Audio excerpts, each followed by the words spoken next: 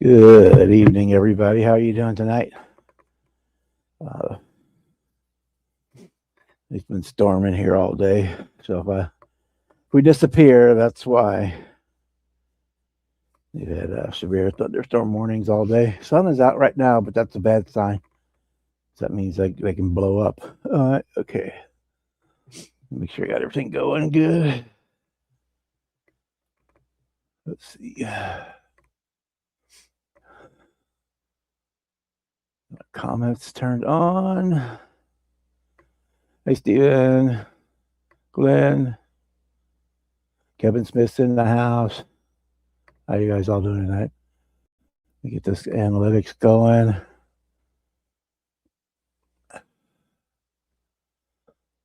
Okay.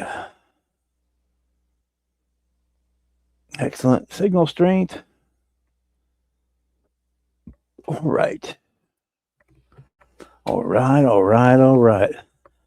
So, if you guys may have seen from NNL footage, now that the Dazed and Confused group build is over in like 30 days, round 2 is going to be coming out with the C10 short bed. So, even though the group build will be over, we'll be getting and doing one of those for the Dazed and Confused as soon as they come out. I think it's later this summer. Let me see, my comments are not scrolling. Let me.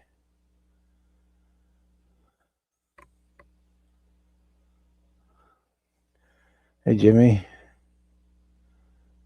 Hey, Taylor, how you doing? So we're working on a little bit of stuff tonight, but I'm also going to get stuff. I need to get stuff ready to go to the show on Sunday, which everything I need to do for that is upstairs. So we may end early because I need to go do that. And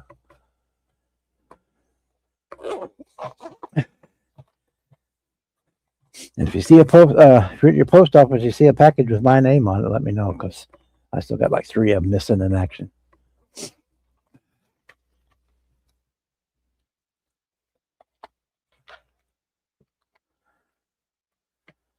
One showed up today, but I've still got 3 more missing. Hey, Dorcasaurus, how you doing tonight?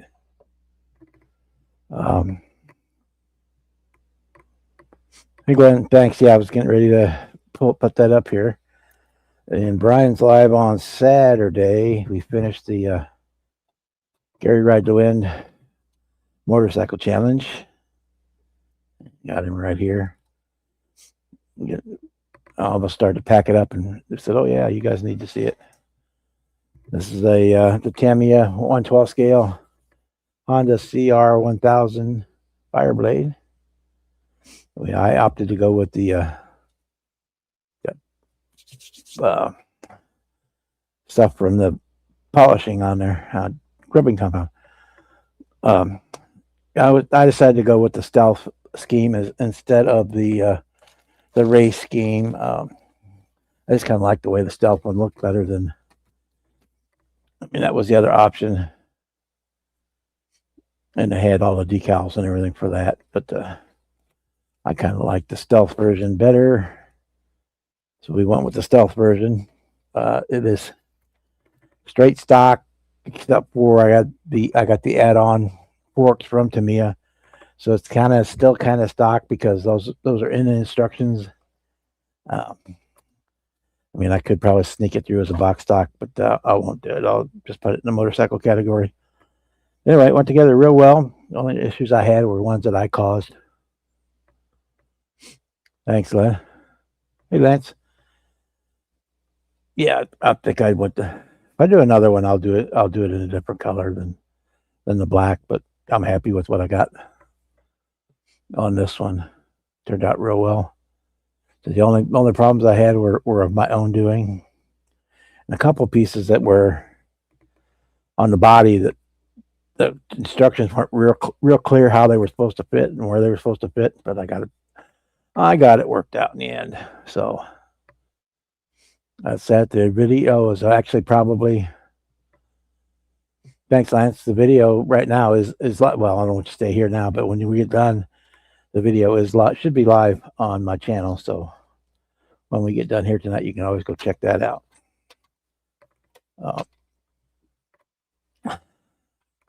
As you can see at the bottom, we lost a real good friend this week, Scott. Don't know anything much other than nobody heard from him for a couple of days, and they went and checked on him, and he was gone. I haven't had a chance to talk to Don yet. Don is the one taking care of all of Scott's stuff because he was basically had no family and lived alone down there. And he was a great guy. I loved a few times. I only met him about 3 times, but I really enjoyed this time we spent with him. He was kind of the king of the 1/43rd scale. And just how happened that Darren sent me a 1/43rd scale 48 Ford, and so I'm gonna do this in memory of Scott. Somebody may do a memorial build later on, but I'm gonna do this one anyway, just for me. So I got that out.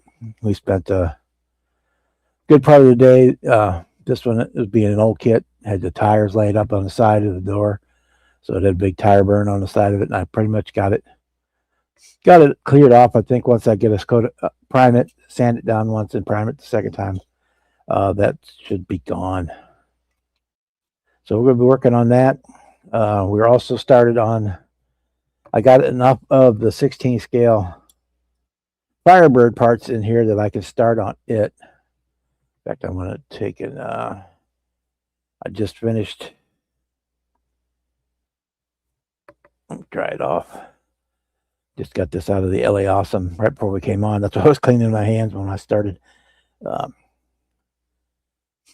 you guys, this is the dash panel, which would be was a turned aluminum. In the kit, it was chrome, so it didn't look good. So I'm going to repaint it. And I ordered a set of gauges for it, so I drilled out all the gauge spots so that I could glue those in from the back side. It comes with all 5 gauges. The heater, the HVAC controls, and it also comes for the display for the radio. Here comes Jimmy. And so I've been working on that. I did that Gary's live this morning. I picked up a set of honeycombs off of eBay for it because this is the anniversary edition, which comes with the ugly ass turbine style wheels that I never did like. Yeah. So I got those from eBay. So I'm still waiting for the gauges. That's one of the things that are missing in action. But I don't want to really do the anniversary edition, so I went to Second Chance Red Lines and had him print me up a Silver Phoenix for the non-anniversary one. So it's going to give me options. It's also got a lot more markings than what the factory set had of decals had. So we got that, and I had also in Zoom Sunday night. I guess it was Sunday night. I started on the engine and got it basically done. We added vacuum lines. We added alternator and air conditioning and power steering brackets, so none of those are anti-gravity anymore. Mm-hmm. Yeah, Rick, it was a real shock to hear about that. And, hopefully he's in a better place, and he's going to be in our thoughts and prayers for a long time. So yeah, I got that all done. I got the lines run for the alternator to it. I got all that done, but then once you put the snorkel cover on top, you can't see any of that stuff. So I'll know it's there, I guess. We'll take a pictures of it before it goes in. But that's where I'm at. I got about 5. Let's see. No, I got 8, 9. Basically 10, 11. I got 11 of my models packed and ready. Well, will be packed and ready to go.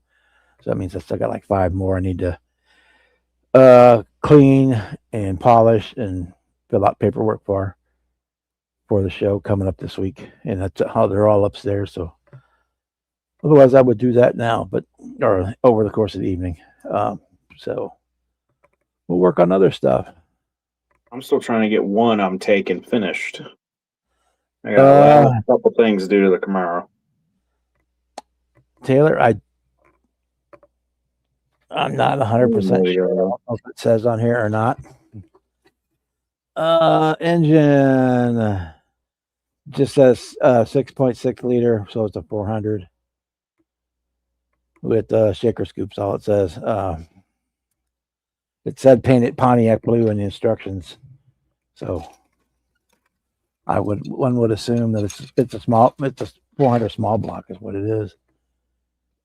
The transmission is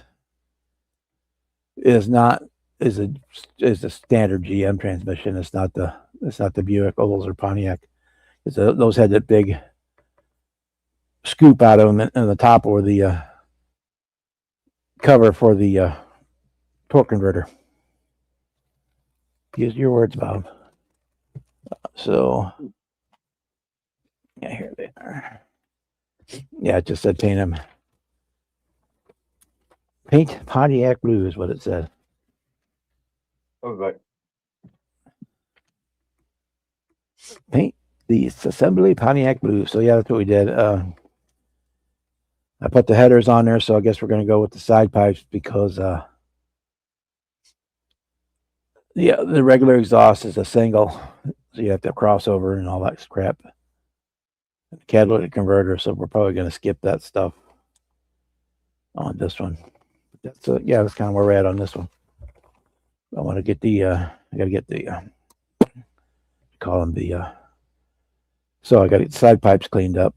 I got them stripped of the chrome, but I got to get all the rest of the lacquer off of them so that I can get them redone. Hey, Roland, how you doing tonight? Hey, chat. Anybody else that I missed?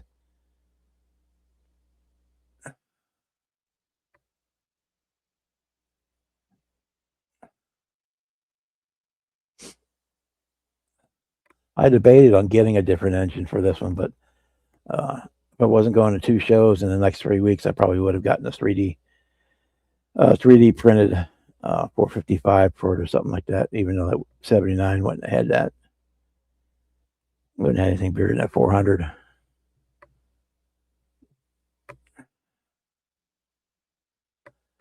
Yeah, but it's where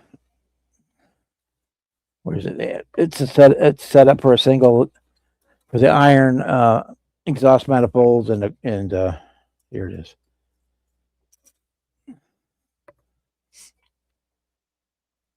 With the design for the iron manifolds with the single into the catalytic converter and a crossover. Here's the crossover here. But I put the headers on, so that kind of, I may look at it. If I don't get these side pipes looking good, I could probably make, I know I can make tubing to get rid of the catalytic converter and bring it down to where to the front of the mufflers and run new piping. I know I can do that. That's not out of the realm of possibilities, but we'll see when we get that far.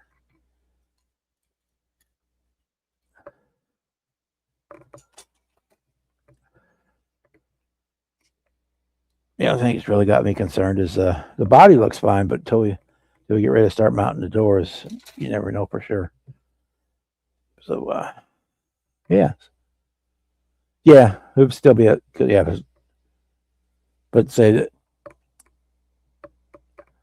it looks like a standard GM. I mean, it doesn't have that Buick Olds Pontiac transmission. It's got the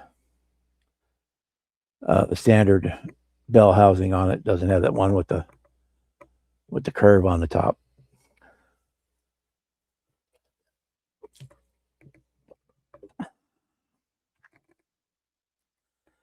But mine had a Buick motor in it after I got done with it anyway. So so you never know. They could be whatever you want it to be.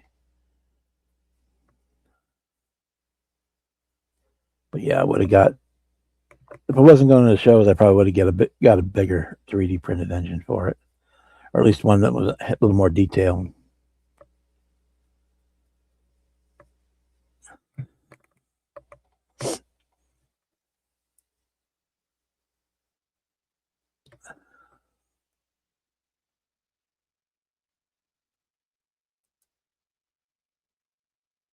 Okay.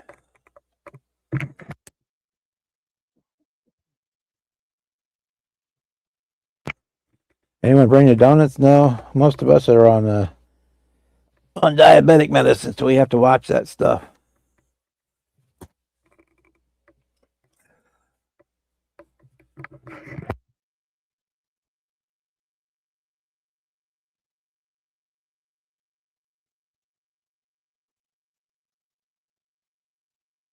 Well, Jimmy came in, but then he disappeared, so we'll wait to see when he comes back.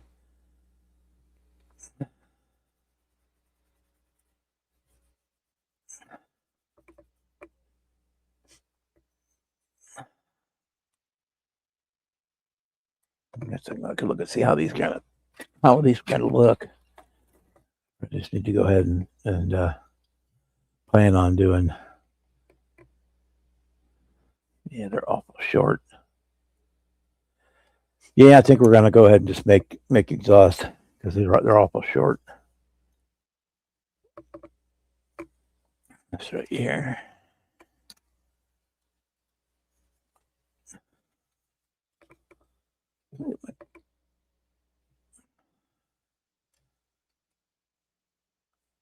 Look at my left is right, right is left. Yeah, they're awful. They're awful short. So they would go more like that. They'd only come about halfway down the doors. Excuse me. So I think we'll probably modify the stock exhaust, so we don't have to mess with those then.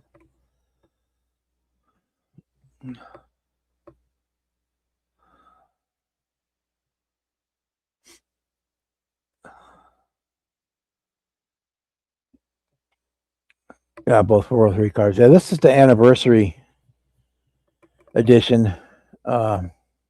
I'm not going to do the anniversary as the anniversary edition. I haven't fully decided. I ordered a silver Phoenix, so I'm probably going to do either blue or purple color. I've got just picked up some purple yesterday or day before for the which is a possibility. And then of course I got purplicious here for blues. I got 3 or 4 different blues down there, and then also I could always run over to O'Reilly's, or not O'Reilly's, AutoZone. We just opened up a new AutoZone here in town, so I could always run over there and pick out something from Duplicolor.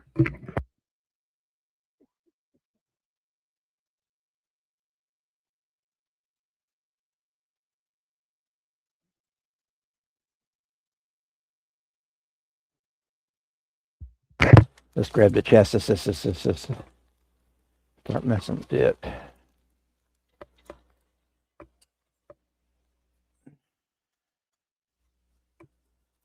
Those back down in there before they get lost.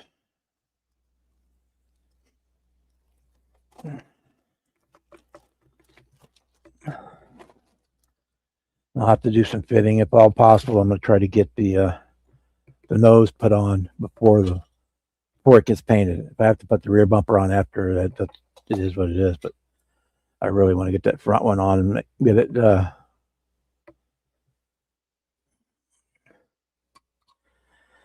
I could do Rust-Oleum. I mean, I decant it and spray it through the airbrush. So when you mix that Rust-Oleum lacquer is not half bad.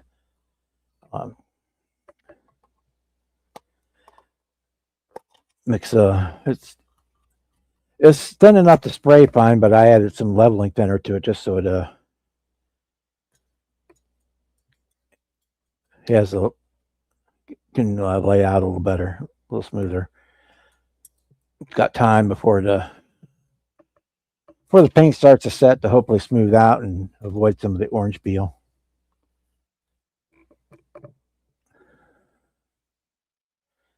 Okay, here's the rear differential. We'll get that put together. We'll see about getting this chassis going. Hey, Sluggo. Hope you're feeling better.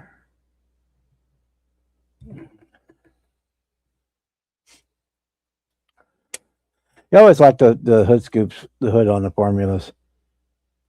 My brother had one. He had a 76 formula. It was the same color as my 77 Trans Am.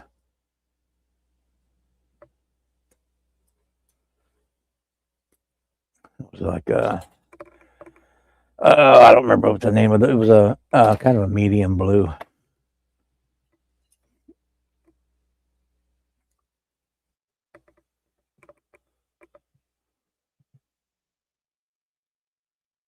Yeah, that's one thing I wish I probably should scour the internet. Would be really nice if you could get a 3D printed 77 front and rear end for this, or a 76 would be cool too. Because a 76 would be at 70 through 76 nose, but you would have the 77, 70, 70, 74, 75, 74 through 78 taillights. There's Jimmy's back. Yeah, I went and got coffee. I was in a mood. I wanted coffee. You going in a knife at 8 a.m. Well, good luck. I hope it turns out well. Hey, John, how are you tonight? Okay.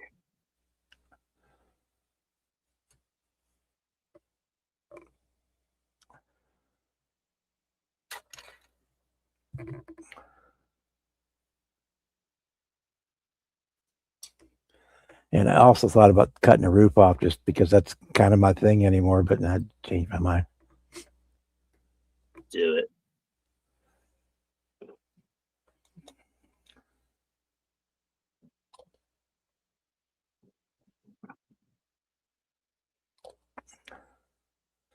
No, that one's a whole lot of work to rework the whole back half.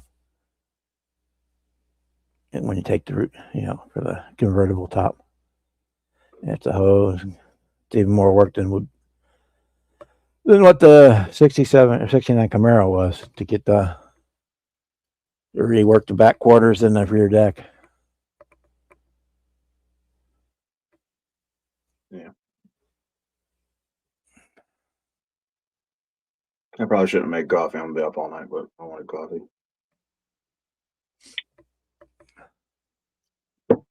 That would be cool. I always liked Ponch's, the gold one. He had the gold Trans Am with the Formula hood, Formula and shaker hood. Had the two snorkels and the shaker. I always thought that kind of looked cool. Yeah. Crazy person tried to set it on fire and he bought it. Yeah, so I got it. Guy hated it, or no, I don't remember exactly. They hated it and they set it on fire to try to get rid of it. He bought it from him. Yep. And then he wrecked that thing probably like 100 times during the whole show.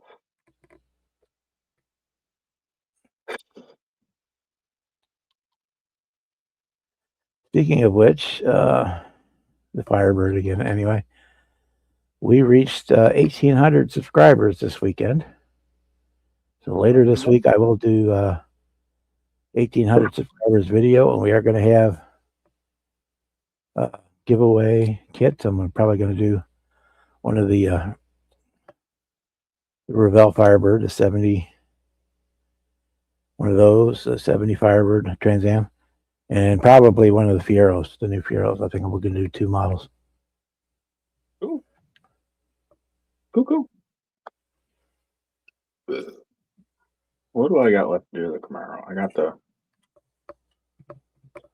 engine, custom radiator all mounted up last night, and my mirror that I'm trying my hardest not to knock off. Hey, I'll get you blowed up so everybody can see you. She about done. A custom electric fan, rear hose. Yeah. Okay, nice. The only thing left I gotta do is I gotta try to make some exhaust. I don't know if I'm gonna go straight out the back, kind of stock-ish, or if I'm gonna come out the sides in front of the back tires. I'm thinking in front of the back tires. If you got some short mufflers, I would just come off the headers with the short mufflers, then have some turn downs right behind the muffler. Have them dump out right underneath the seats. Dumps, yeah, that look pretty good too, actually. Yeah, have them dump out right about here. Oh, you can't see because we got you on big. Yeah, have them dump out right here, like right under the seats. Just the header. Like here, we'd have the header, engine with the headers on it. Run a pipe to about here, put the mufflers on, and then just do some dumps. Straight onto the ground. Yeah, that'll work.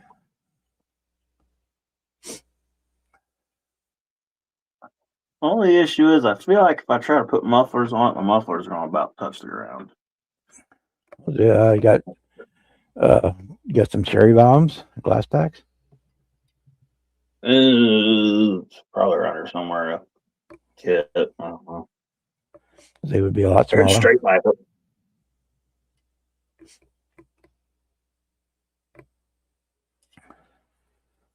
Make it not road legal as hell and just. Or just run straight pipes. That works too. Yeah. I was looking at the stock exhaust. I could. Yeah, stock exhaust isn't bad. Yeah, I could probably get it to work. I've already put my rear end in though, so we'll have to see. I might at least use the stock exhaust. Cut it right there at the muffler and just have the straight pipes coming back. Yeah, just have the straight pipes, yeah. That actually might be what I do. Let me see. But if you're like me, nobody but us see the bottom of my cars anyway. Yeah. I don't put them up on no stands or anything, so. I don't either. You guys are the only ones that see the bottoms of my cars besides me. Yeah. Yeah, spotters, but yeah. About DMG, we don't know, other than the fact that nobody's seen him for a couple of days, and so they went and did a wellness check on him at his house, and he had passed. I don't have any more information than that. I keep seeing that I cannot place a name I cannot place a name. I'm horrible at names. Did he have a channel? Did Scott have a channel? No, not really. I'm trying. We were always trying to get him to start one. You might have seen him in the Zoom once or twice. I might. Dan got the that 30-second scale Porsche that he just did. The Alpha models Porsche, that 30-second scale one. He got it from Scott. Yeah. I recognized the name, but horrible at names. I recognize faces. I could not put a name to a face, and I felt really bad. I couldn't, because I know I'd heard that name before. I'm just like super bad with names. But yeah, I have no idea. That's about all. That's the only information I have. I know that he didn't have any family, and Don is the one making all the funeral arrangements and stuff for him. Or he didn't have any local family. I think maybe he had somebody up in New England, family member. But yeah, as far as I know, I don't know. I know he was very active. He was he liked to ride bikes, and I mean bicycles, stuff like that. So I don't know. Feel like super bad. I cannot put a name to a face. It could be something, it could have had just spitballing. It could be something like internal bleeding. You get a rupture in your stomach or something, you basically bleed to death. And you just get tired and fall asleep and you don't wake up. So, but yeah, keep him in your thoughts and prayers.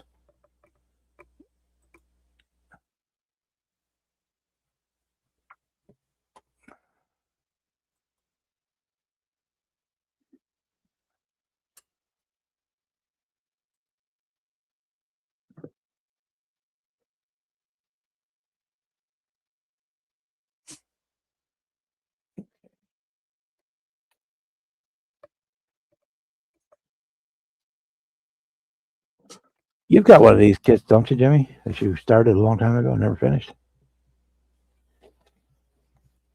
The 8th scale Firebird? 16 scale. Oh, you got the 8 scale one? The 8th scale one is the one I started. Okay. I have the 16th scale over here sealed. My buddy gave me. I don't know. I just don't. So the 8th scale's ready to be repainted. It has been for like a year, but when I bought it, I had room to put it. Now I don't have room to put it. So that's been the big issue, starting that back up again. Weird.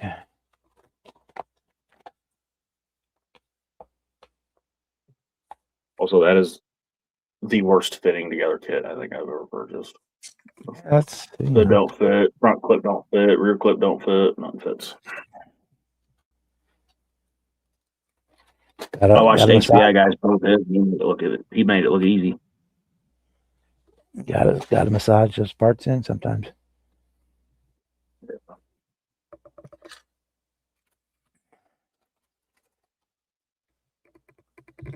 Which one are we looking for? 77. Glue the two exhaust shafts together, 77.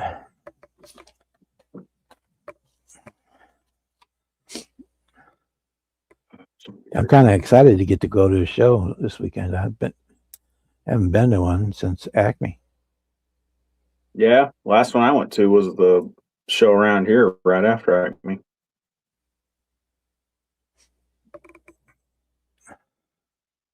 The only thing I guess technically been to since then were a couple of Hot Wheels swap meets.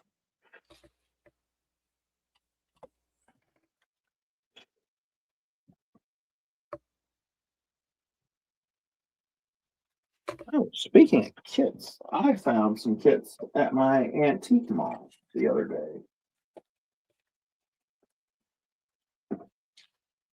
So this is a 1/32 scale old Limburg kit. Oh, On that one, it was cheap enough. So it has the 59-cent price tag on it, so that probably dates it.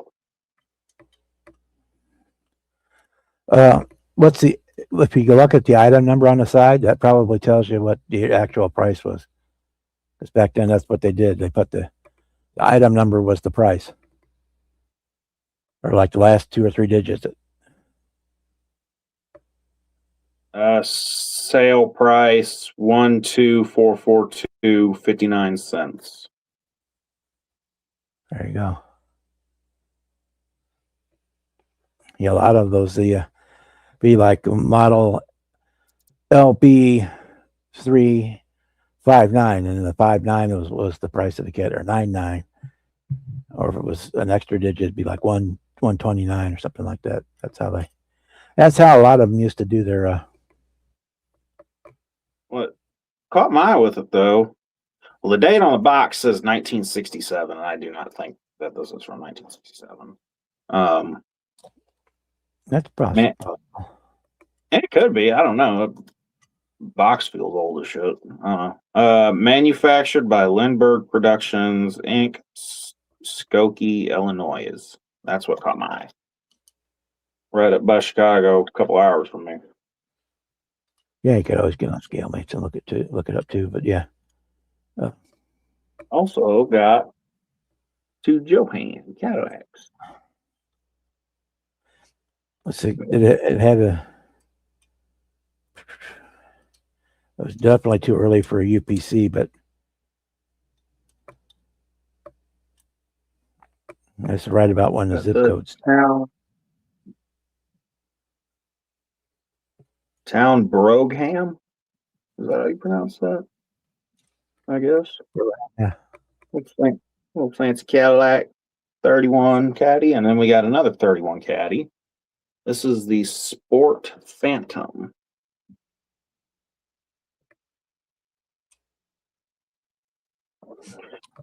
And with a little bit of my funk, those could be some pretty awesome cars. And no, I will not put 22s on those Cadillacs. Those old ones don't look good with anything but the original type. It's not going to be stock wheels, but I'm going to lower them down a little bit on some chrome spokes with some real fat white wall. Yeah, that's kind of where you got to be. Yeah. Little custom, but still a classy custom is what I'm thinking. They just wouldn't look right with anything other than the stock style wheel. As soon as I showed him to Jeff, he said, "Oh Lord," because he immediately thinks I'm gonna put these on him.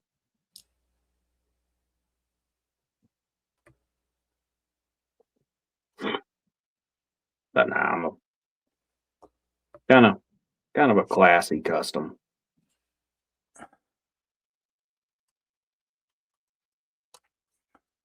The coach, like Town Brogham, or however you say that, I'd like to do black with all the chrome and lower it down a little bit. And the other one, I'm thinking of a nice baby blue. Same way, lowered down a little bit on some chrome spokes, some fat ass white walls. Or 78 RV Fire. Cool. Seen some wheels I thought would look really good on the Phantom. They were 48 Cadillac wheels, which they were like the Detroit steel wheel, but it looked like the old school hubcap. Wanting a big, massive wheel, a little bit bigger than what stock would have been on there, with a really fat ass white wall. Something classy like that, lowered down a little bit. Not too over the top, but got to have a little custom in it.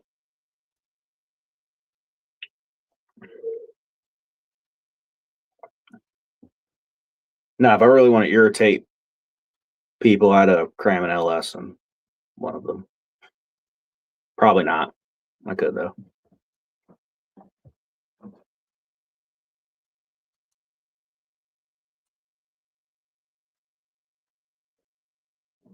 You really want to freak people out, you take the engine out of that one and put it in a late model Camaro.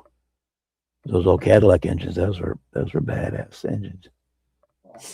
What's them? It's like something on the box that has a. That's what all the moonshiners put in their running cars. Yeah, it's a V16. They put the Cadillac motors in them. That's why I thought about keeping stock motors, because they have V16s in them. I'm like, okay, that's too cool of a motor to replace. And then I got a shit ton of Hot Wheels. One of the guys I know around here, Hot Wheels dealers, has a booth up there full of Hot Wheels. I always go by his booth. I didn't catch him up there that time, but usually if I go, I'll text him and he'll meet me up there, and he'll usually bring me some more stuff we can actually barter and work a deal out on.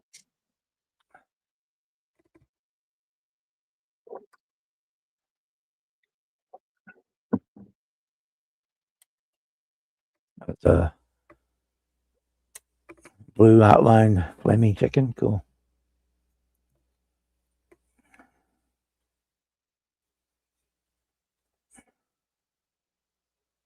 Man, I've looked through a bunch of Sparky's videos selling them models. He's got a couple I really like. I just haven't had the time to freaking call him and chat with him.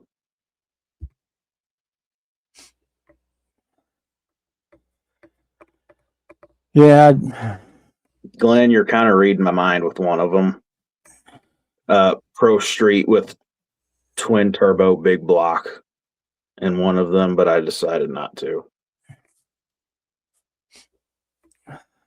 That's too classy of a Cadillac to do that. Yeah, I Now, haven't what bought was any it? just lately because I got two shows coming up in the next 3 weeks. So Now, one of these 59 Eldorado kits that's over here, that's sort of getting pro streeted. I'm also chopping the top off it, and I'm gonna do a roadster out of it. So cool. I'm still doing wild shit to a Cadillac, just not those two classy Cadillacs. Kevin isn't building it. The builder so-called kid. He's got a midget in the basement doing it for him. I fully believe that.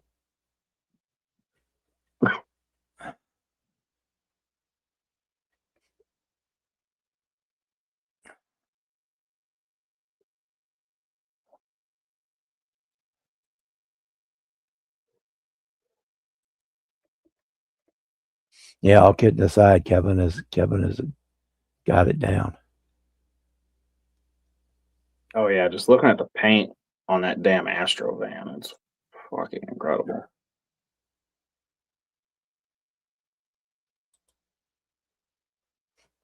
Which that's one I'm taking to the show. I'm putting into the display only category.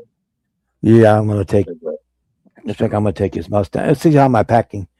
If there's room, I will take it. Yeah, I'm good. Besides the Camaro, I only have 2 kits I'm kind of thinking about taking. Maybe 3,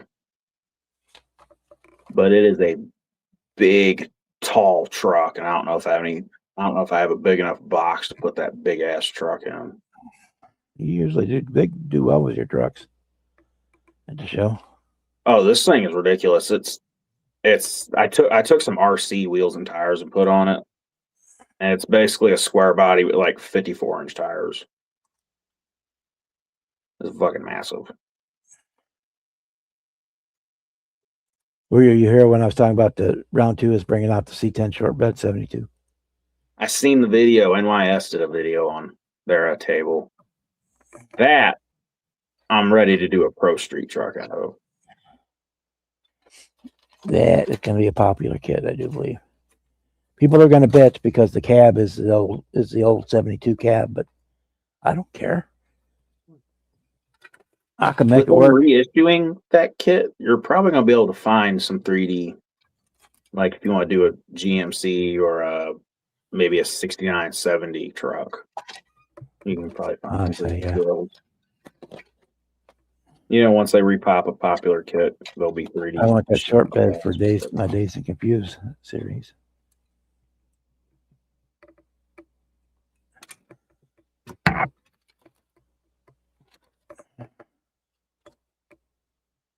Yeah, if I get it, I'm gonna look around though, see if I can find a frame for it, because it's got the regular 72 molded and everything frame.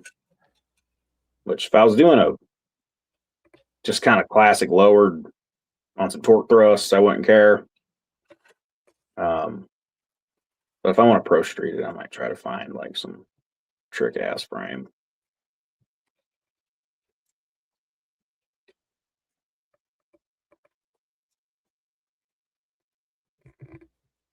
Yeah, that and the twin mill, and I got the Grand Prix convertible. That We twin got a mill. lot of stuff coming out this year that I'd want to get. I want to get that twin mill really bad. Dad just walked in the door. I'll be right back. Okay. I am not seeing any shocks. Part 50.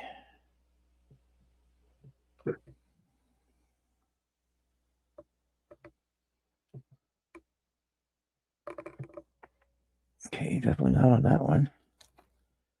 It's not the end of the world. If they're not in here, I can make some. Ah, there they are. Ah, I found them.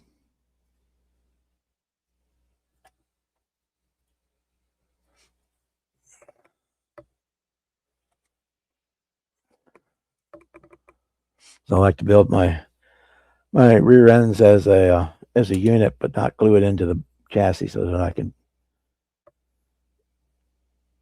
glue it up solid, and I'll paint it and then reattach it.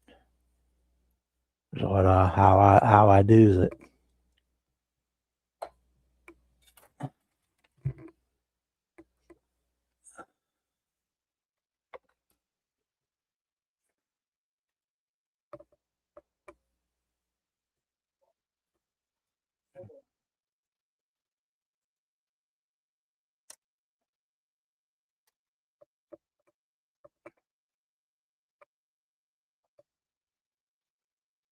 Hey, everyone, how you doing?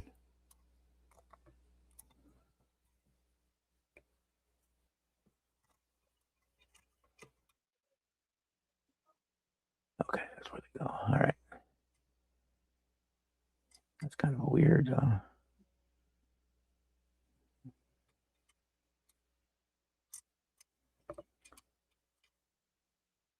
Okay. Well, this must be for the exhaust.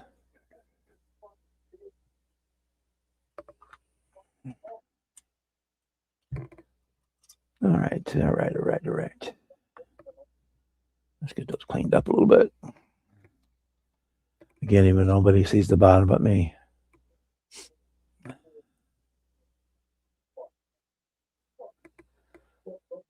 Oh, the Chevelle got broken? Oh.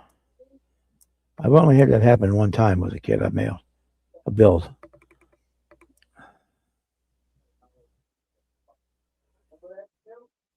Yeah.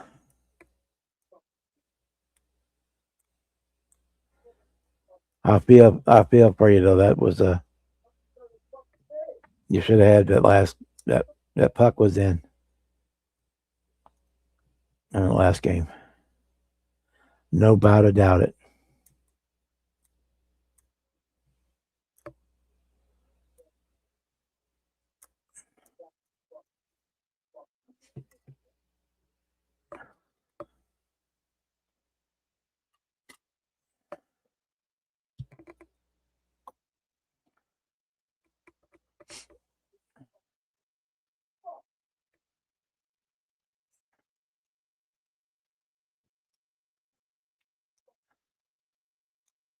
Yeah, probably turn on the Boston game here in the background a little bit so I can.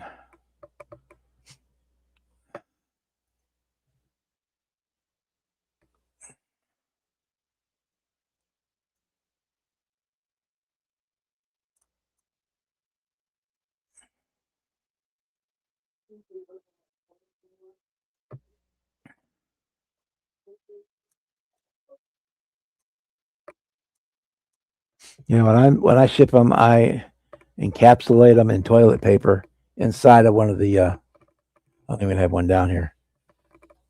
No, I do. Yeah, I got the one that I use for my dunk tank inside of the plastic car case. I stuffed the car in this full of toilet paper. Kevin has seen it because I mailed one to him before. And then that goes into a bigger box, which is wrapped, and that's wrapped as lots of bubble wrap or I prefer bubble wrap over the peanuts, but either or.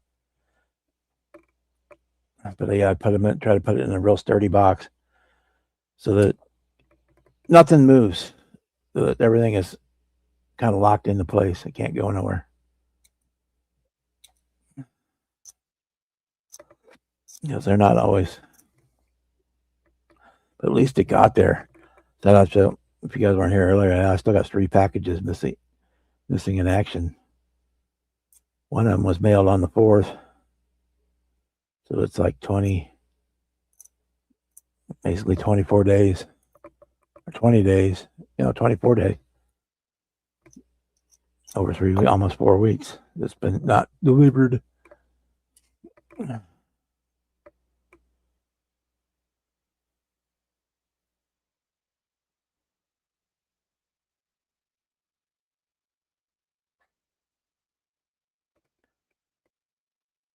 Well, Kevin's in Ohio. I guess he would probably be, I don't know if he follows hockey or not, but he'd probably be either a Columbus or a Pittsburgh or maybe in a Detroit fan, possibly. But I don't know if he follows hockey at all or not.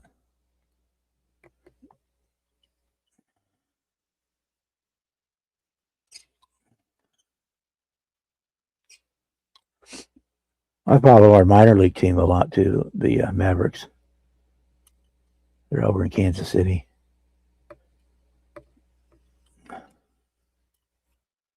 They didn't do so good this year.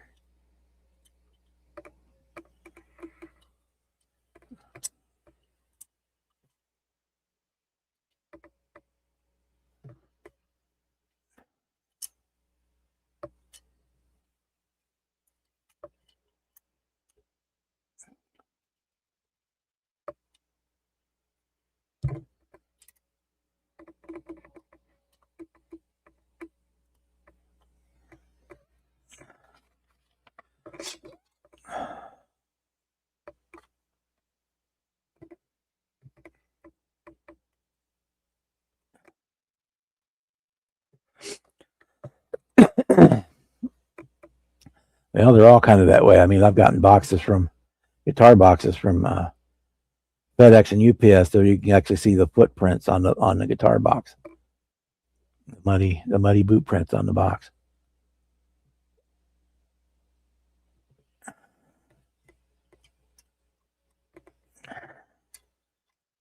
And I know the Blues minor league affiliate there, the Springfield Thunderbirds, they're in the playoffs.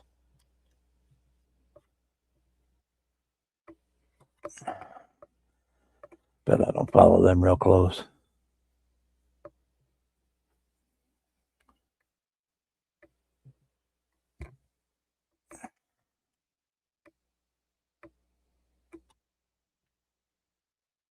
But one of the packages I'm missing is a medical test that I have to take. And then, no, it's not the poop in the box one. I already did that one.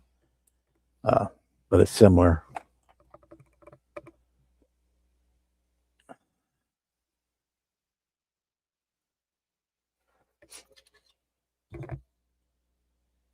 Oh, definitely at least for right now, anything that's going out of here, other than like an envelope, just regular mail, is definitely going either FedEx or UPS right now. I'm not.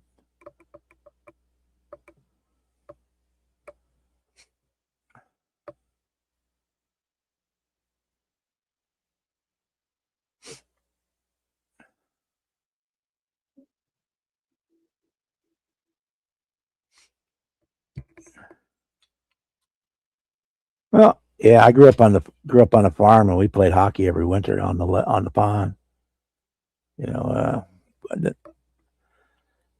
Where we lived, there was no organized hockey, but we played on the farm. That's what we did on our farm pond, because it used to get cold enough, long enough that you could do that. Don't do that no more.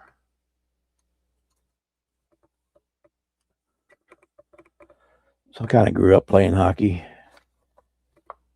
and just me and my brothers, basically.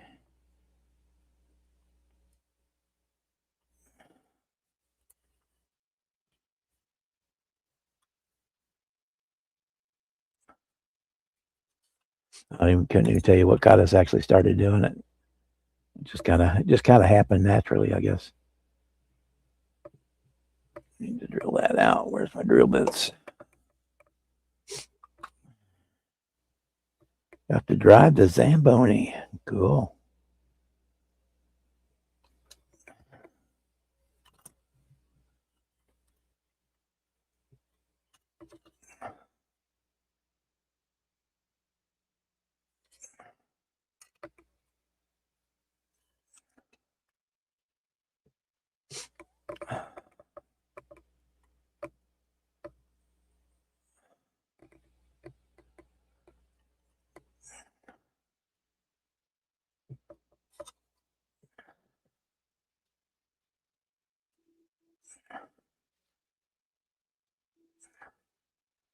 Some of the rinks around here, you taking the retired Zambonis and they're turning them into like a adventure ride. They put a whole bunch of seats on top of it, and you can either buy and or win tickets to ride the Zamboni machine around the ice while they're grooming with the other machines.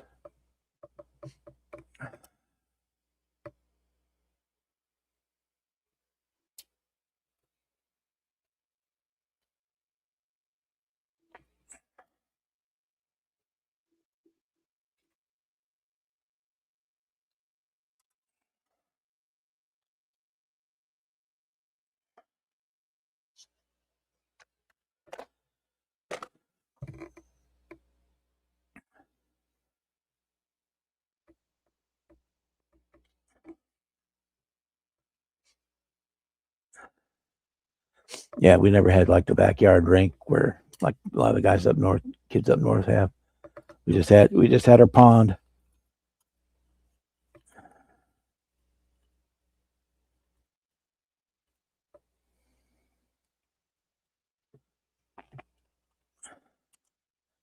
And we measured if the ice was thick enough by taking the biggest rock we could find and checking it out. If the ice didn't crack, then it was good enough for us to go on. Very scientific.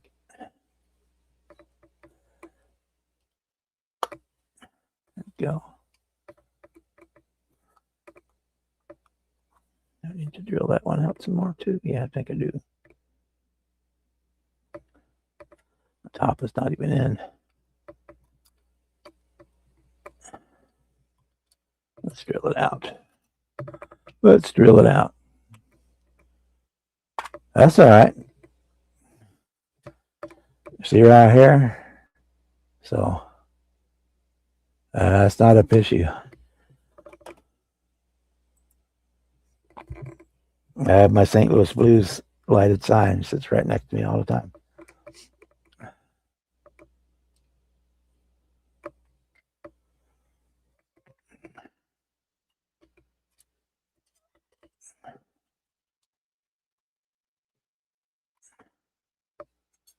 Take this off.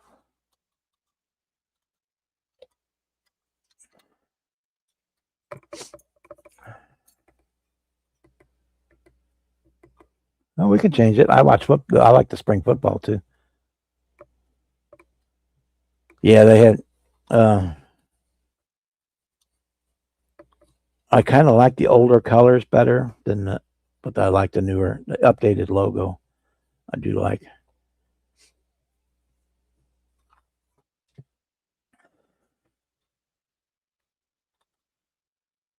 I wish they would bring back the throwback jersey, the '90s, which was the home at that time, the white one, the white one with the blue and red trim. That was very, very cool. At that time, the dark blue one was the road jersey, but now they're using, they use dark color for home, so that they brought back that one. Then they tried to do that reverse retro and did that god awful red one. Oh man! And the yellow one I had to grow on me, the yellow one, but I kind of like it now. They're last year's Winter Classics one. I didn't like them at all.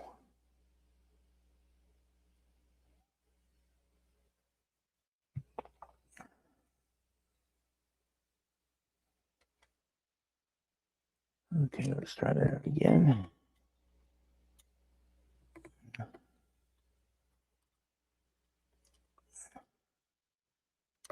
See if I can get this all to line up. Get it glued up.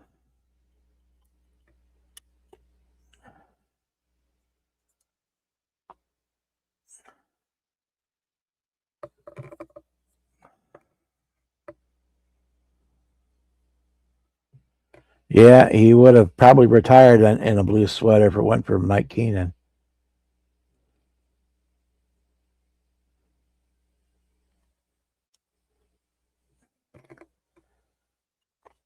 He had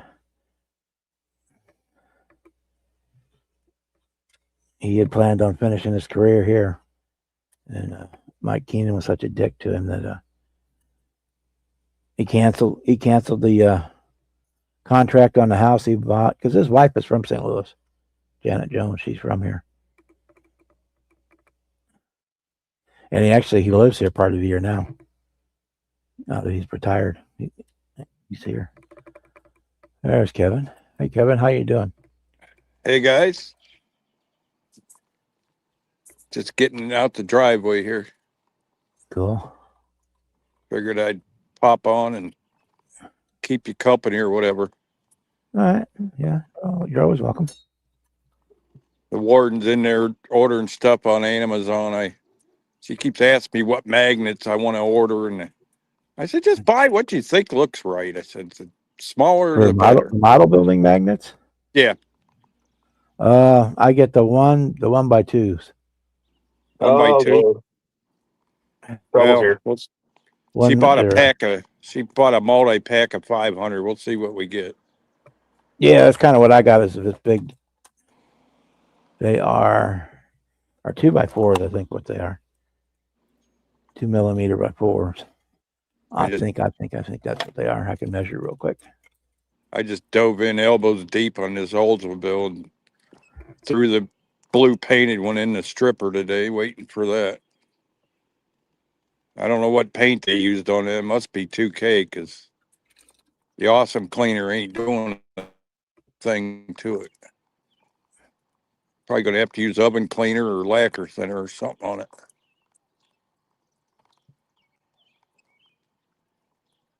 Or 90% alcohol. I mean, put that lacquer thinner to probably melt the resin.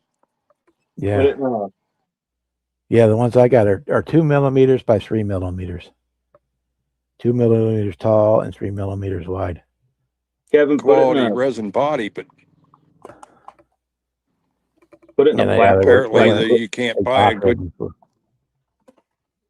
Apparently, all the good ones are gone. I don't remember. I had Jeff and Ken and Johnny was searching at NNL East, and they had all that resin. They couldn't find a one. So put it in a Ziploc bag with some easy off oven cleaner. It'll take that shit right off. Yeah, you got to be careful with the resin. Yeah, resin you got to be careful with. I've never used oven cleaner on resin. I'm not sure. I traded Jeff a bunch of kits for that resin van, the Astro, and so I could do a replica of my Astro van that I have no pictures of. The one that got totaled. The only way I can recreate it is to build one.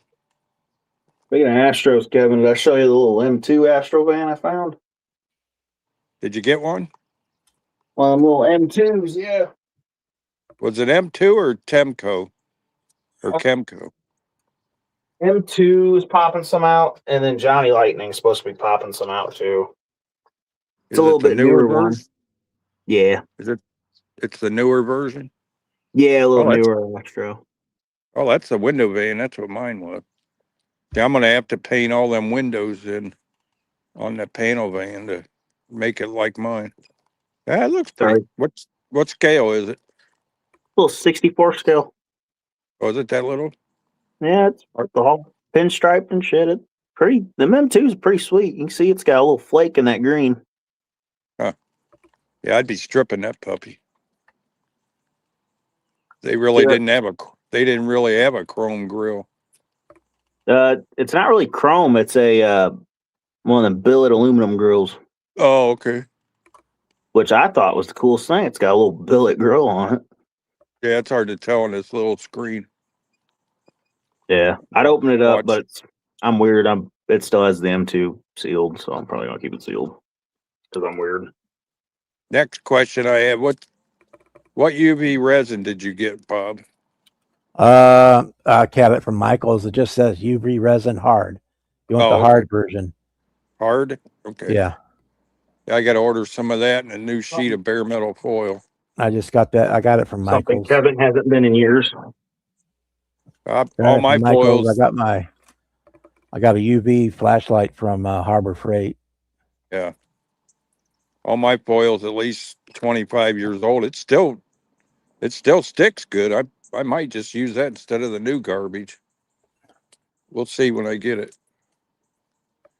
That's the only thing. It's the only thing I need to get started on this thing. Kevin, what did you trade Jeff for that Astro? I got a bunch of kits I want to get rid of. I trade him the Comet. Then I'm giving him those semi truck test shots he wanted. I'm just giving him those. Then I'm giving him the Blue Max funny car. Mm-hmm. What else? I think he's probably going to have to buy the ambulance if I can find it. I just spent an hour and a half in the one closet looking, dropped stuff on my toe, and damn near broke my foot again. Gonna have to wait till Krista can help me look in the other closet and under the bed in the master bedroom because I can't get down on the floor to get under there. He's listening. I think he just sent me a photo of what he traded for. Yeah, DMJ. I always order the bare metal foil directly from them. That way you're getting a fresh sheet. Yeah, I probably Order should. them direct from bare metal foil. I will get it from the hobby shop because they go through it enough that the stuff he's got is always fresh too. Well, I've Yeah. taken the stuff they call garbage and made it stick. You got to warm it Yeah, up. I've got the Super Bright, which doesn't stick for crap. But Oh, yeah. I'll put a little white glue down where I want to put it, and I'll glue it down with that, and then it works out fine. Yeah, the super bright and the black and gold's garbage. Johnny seemed to get the black to work good for him though. If they'd make that black right, it'd be a lot easier for people doing the black chrome. Yeah, for doing the more modern cars with black trim. That'd be bomb if they make it right. If I want that, I usually just paint the chrome with some smoke. Yeah, I've done that too. I did find a bunch of kits I forgot I had that were build-ups. I found my 49 Merc that I chopped and put a Chizoom roof on. Ooh. I'll send Jimmy a picture of it. Yeah, I'm about to say that sounds pretty sweet. Yeah, it's pretty cool. I made it with it's a slammer. I made it with gull wing doors that are like 9 foot long, where the doors would lift up instead of hinge out. Yeah, like I put that Lambo doors. Put that Chizoom roof on it, and I put flames on it. Well, you'll see when I text you a picture. Let me see if I can text without knocking myself off here. It's gonna kick you out. It might. I'll send you a picture of it. Pretty cool. I'll look at it after we jump off because I know if I go to text messages, it'll kick me out. Only thing is that over the years, the bodywork's shrunk back, and you can see a line down the center of the roof where I can't even remember what body filler I used. I think it was a 40. Built it back in '94. That's one thing I like about the UV resin; it doesn't shrink. Yeah. I'll send one to Bob. Maybe you can show it. Bob can show it on the screen. Just like same as the plastic does, basically. Yeah. Yeah, well, that Chizoom had weird plastic anyway. It was shrinking before I even got the paint on it. I'll send Bob an email and see if it comes through. Your new email is Yep. The King Plus Bob's King Model Works. Yeah. King Bob. Yeah. With an S. King Bob's Model Works at Gmail. Okay, I better back up then. That is my modeling email. And It'll I got a come. regular one, and my old one is going away because they decided they won't charge me $60 a year for it. It's like, no. It'll come through as 49 Merc in the subject. Okay. Obviously, I'm gonna have to send it small. I never send large.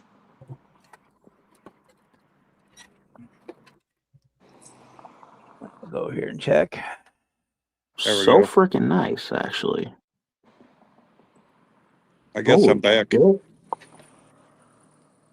However Kevin, long it takes to. I just looked at that photo. That roof it fits that car like freaking awesome, actually. Well, I had to narrow There, it. let me. The width of the Chizoom's like an inch wider than the Merc. I mean, I like did- it works really nice with the Oh body. yeah. Like, it looks weirdly good. I had to narrow it like an Let me inch. download them. The length was perfect on it. I like the slope of the back window too.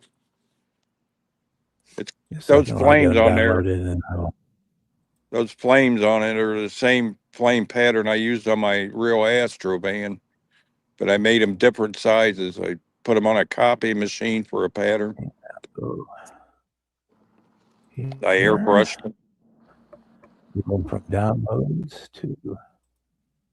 I'll be up all night drinking coffee.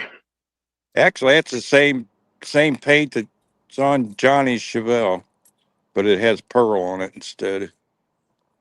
I painted the Chevelle, that Mercury, and my 34 Mercedes, that same maroon. I think it was lacquer. Yeah, Kevin, I think I remember you showing it that you'd built this kit. I picked one. Here they come. All right, let me get the share screen going. No, I didn't build that one.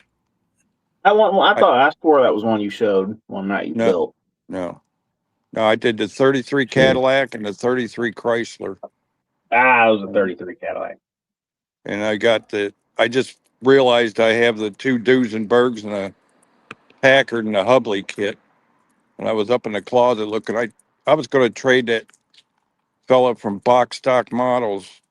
I was going to buy a couple Duesenbergs off of him, the Hubley diecast. Yeah, that's the Merc.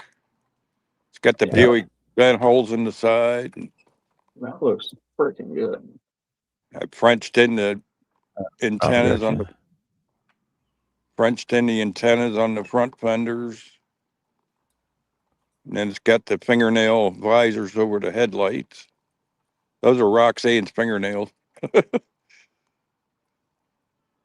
Her nails used to grow pretty fast. All you Looks do is good. just put bare metal foil on them, glue them on. I think I even scratch built the headlights too. The old Buick headlight. Kind of sucks because the way that body work shrunk up on the roof, but it don't look bad. Mm-mm. I think them doors scale out at like 9 foot long. If you look That how I lengthen the doors. Yeah, it looks like some shit Chip Foose would build. The doors would either fold down and open or fold up, or Lambo style. But it's only a slammer, so I didn't have to hinge nothing. Yeah. I got to find some wheels for it. I don't know what I did with the wheels that were on it. Some of the wheels off the Chev Zoom would look good. Those mega 90s wheels.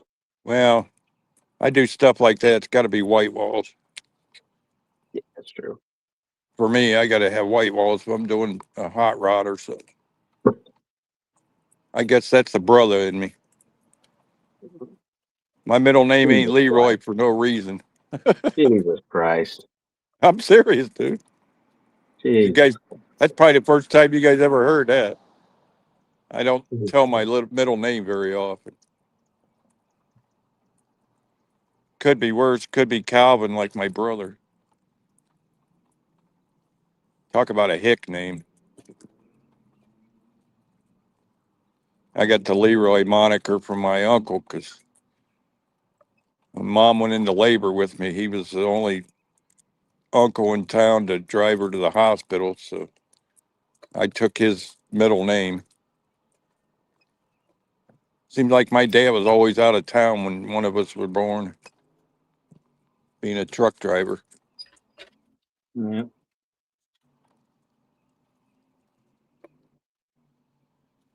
All right, so that's just going to be the exhaust for the Camaro. Sweet. Just semi-straight pipe. Yeah, that's got that muffler that sits behind the rear end on them Camaros, doesn't it? Yeah. Yeah. Unless you modify it. Yeah. Well, that and the damn Camaro sits so low, I'm not gonna be able to put a muffler or anything on it. Like even right now where it sits, that's gonna be really close to the ground. Yeah. Man, I was nervous tearing that painted Oldsmobile apart, dripping. I don't know what glue that guy used, but man, I soaked that thing in hot water for an hour, and I was scared to death I was going to crack that resin getting the windows out of it. What a shame they have to strip that thing. Whoever did it did a hell of a nice job.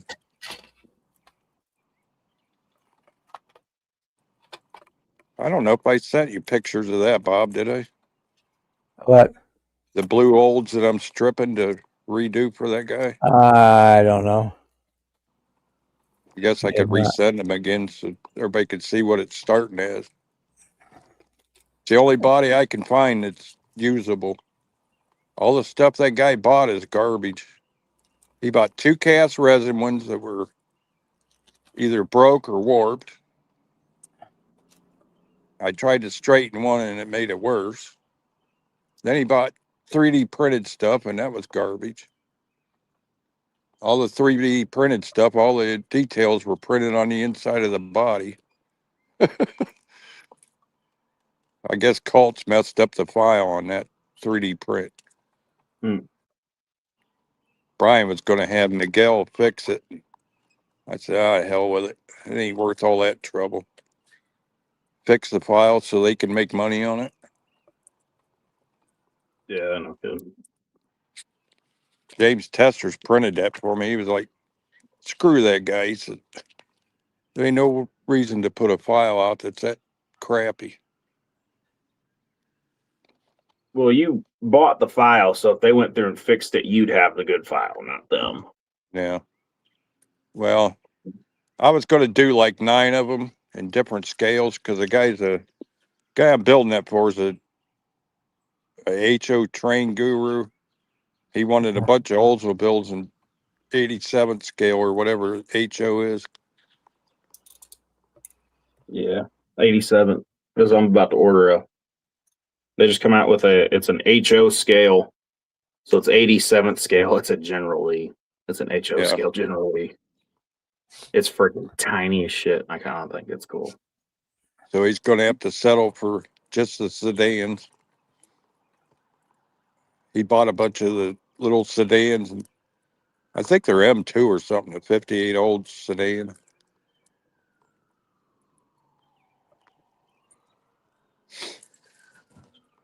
See, I could flip the exhaust over and do it like this. Yeah, those HO cars can be expensive too. Oh, yeah. I think he said he paid $30 a piece for them. Yeah. He's got a shitload of. That guy's got They more actually money come than out with brain. those remote controlled HO cars. I probably had to be careful what I say. Tom might be watching this. Especially the price he's paying me. His wife hears what he's paying me. She would kill him. One of them sheet shit of brick things. Well, I asked you if she knows how much he's spending. And he said, I told her it's going to be $50. He laughed. He said, what she don't know ain't going to hurt her. If he's watching and she's with him, the secret's out. Yeah, it's kind of an old joke among musicians that as long as you keep buying the same color guitar, your wife doesn't know how many you have. Right. Same way with models. I ended up with so many, they started blending in and she didn't realize how many I'd bought. I thought I only had 30 kits till I started digging in the closet. Oh, let me see. I got to find somebody that's interested in that Visible V8. I have one of those, one of the originals. Cool. Stuff like that's too big to let sit out, you know. Yeah. If I had Oh, a I can- man cave, I would build the thing and leave it sit out. I remember me and Dad building that when I was a kid. Yeah, I built one. I was probably at 10 or 12 years old. I remember it ran for about 30 seconds and the gear stripped out in it. Oh, really? Yeah. Yeah, Dad was pretty picky when he built a model. Everything he filed all the teeth and oiled everything. Like, I don't know whatever happened to it. But I think the newer version has a hand crank. Yes, You it get a does. turn Yeah, the crank. it had a hand crank, but it came with an optional, like an upgraded kit. It had an optional motor, electric motor. Ran on 3 of the D cell batteries. Yeah. Yeah. I guess if I wanted to build it, I could put a microwave turntable motor in it, like all my turntables are. Yeah. Yeah, you can buy them little motors for like $2 a piece. Those make perfect turntable motors because you can get them in all kind of different speeds. You don't have to worry about batteries. I built one in my showcase with cut a round piece of mirror to display the 2 Fords on. I gotta make a little extender, but that's basically gonna be my exhaust on this Camaro. You're not going to have it come out the side or nothing? No, I thought about that, but it sits so freaking low. Like even right now where it's at, it's gonna be really freaking close to the ground. Yeah, I noticed that on Johnny's. His mufflers are like on the ground. He built his. Yeah, on my green one, if you get a look actually real close, the headers are touching down. Yep.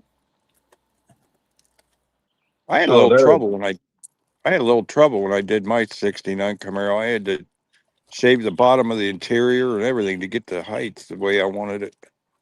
Originally put it together, it looked like it was all-wheel drive. Yeah, I dropped Glad it. I'm not the I only dropped one. it down as far as I could, and then basically before I had the wheels on, the headers were sitting on the table, so I just Yeah. screwed the wheels up. At that was the height because I knew it couldn't go no lower Yeah. in the front. I don't like a car like that sits up on all fours that much. No. That's why I like never doing test. 4-wheel drives.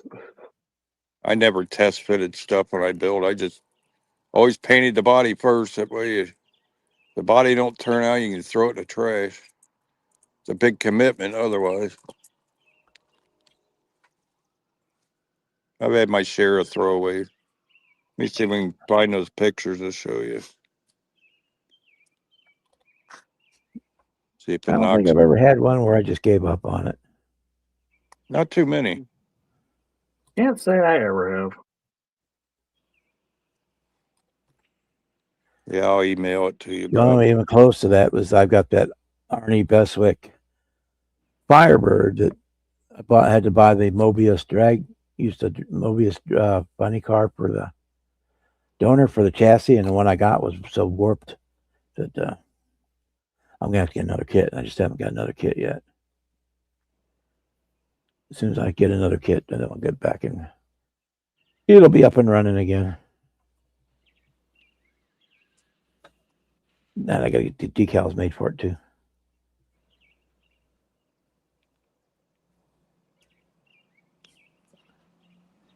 If anybody does have the Arnie Beswick Firebird, they want boatloads of money for it. I'll send you guys this picture so you can. We'll have record of the fun starting on that kit. Or on that build, I should. Sorry, Donnie, I didn't see you there. Sorry about that. I There's didn't see Donnie. ya. How you doing, Hey, buddy? Donnie. Hello, guys. How y'all doing? Doing pretty good. How you been, man? I ain't seen you in a while. I'm doing pretty good. I actually cut yard this week. Wow, you did? Yep. Doing better than me. I talked my I cut- brother into doing mine. So Well, everybody's doing better than Kevin. So Took me I didn't cut it all. My daughter cut most of it. But I took me did. took me 6 hours to do just my front yard. I gave up and didn't even do the back.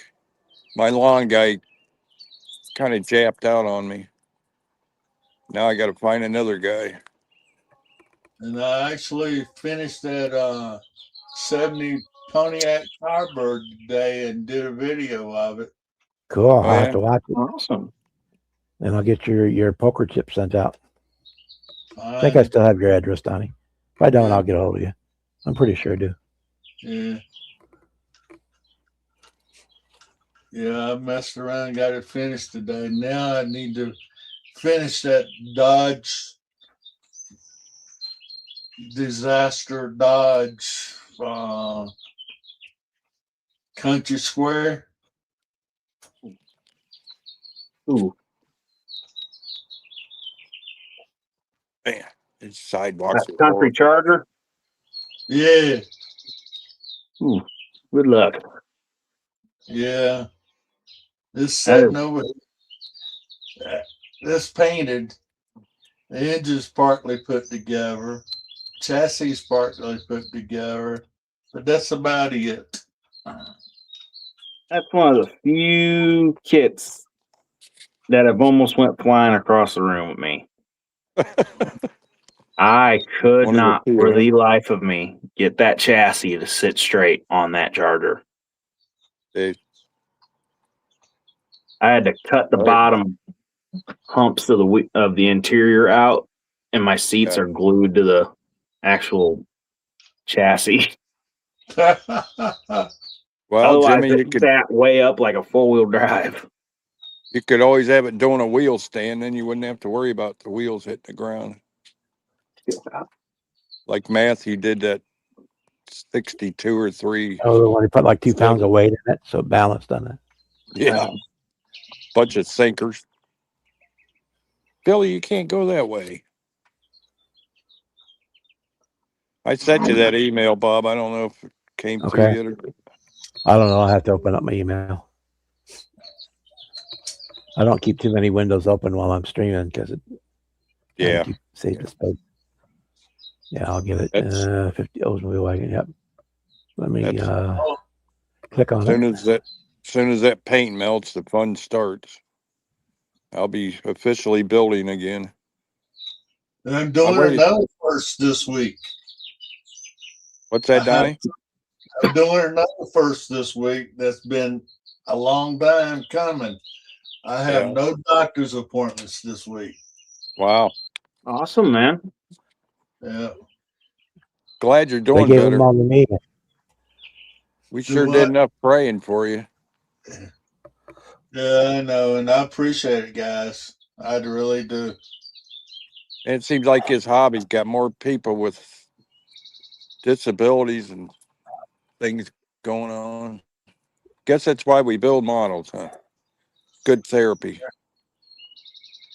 Yeah, but the problem is when your disability, because believe me, there's days I don't feel like messing with it. Oh, I hear you, man. And I actually got Now it this morning. Told my wife, I said, I'm going to go out and finish that Firebird today.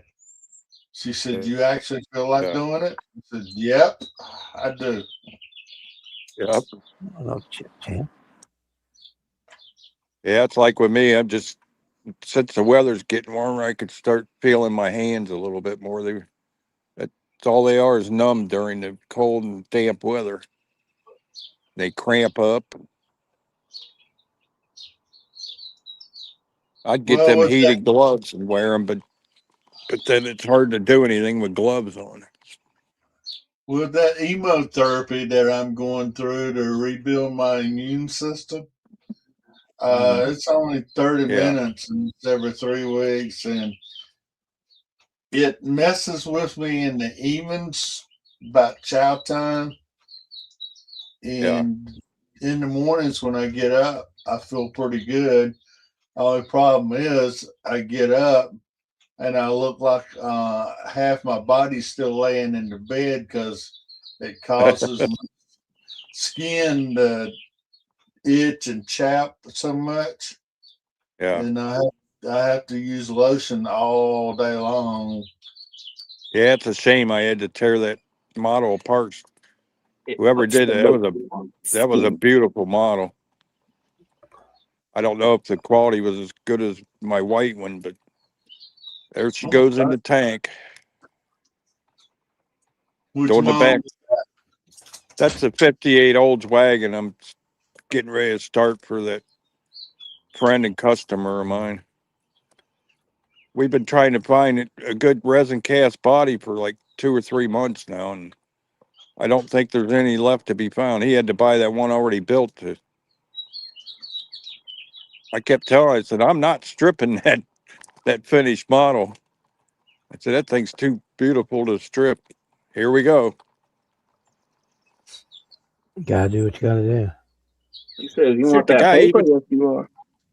guy even pinned all the mirrors and stuff on, just like I did. I mean, the antenna he scratch built and a little handle for the tailgate. It just means as soon as Hey, you get that one completely stripped, and then you'll find the one you want so probably. far. Well, the problem is he kept ordering the things, and if you can't look at it before you order it, you're taking a big shot at spending $100 when that's a lot of money to keep blowing. I mean, the guy's got a lot of money, but after $800, I told him, I said, we're either going to use that blue one or I'm not going to do the project. I said, you've already spent too much money, and then he's still got to pay me to do it. Mm. I gave him the I don't want to do it price, and he agreed to it.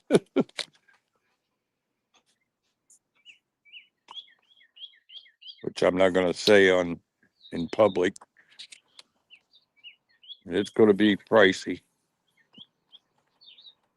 I think with paint and everything he's bought so far, he's around $1,200 in. Holy shit. Yeah. He's doing it. DMG. He's doing it to match his car, the Yeah. 1-to-1 car that he has. Yeah, he lost his original white car, the real car in that house fire, and all his collector cars. When I get this done, I got to do his Opel GT, because he lost that car too. He had an Opel, he had a few Shelbys in his garage, and they all burned to the ground. Damn. Yeah. Probably $1 million worth of cars gone. I think that's why he's got the money to do this, because the insurance paid for his house and all that. So What the? Oh, I thought it was better. I might have a commission coming up too, Kevin. yeah. Apparently, the guy who owns Pickford's GTO, the one from the movie, Oh, there. saw my build on Facebook, and he wants me to build him one. Well, cool. Ooh. Oh yeah. But they're as hard as shit to find. A good one's in good shape anyway.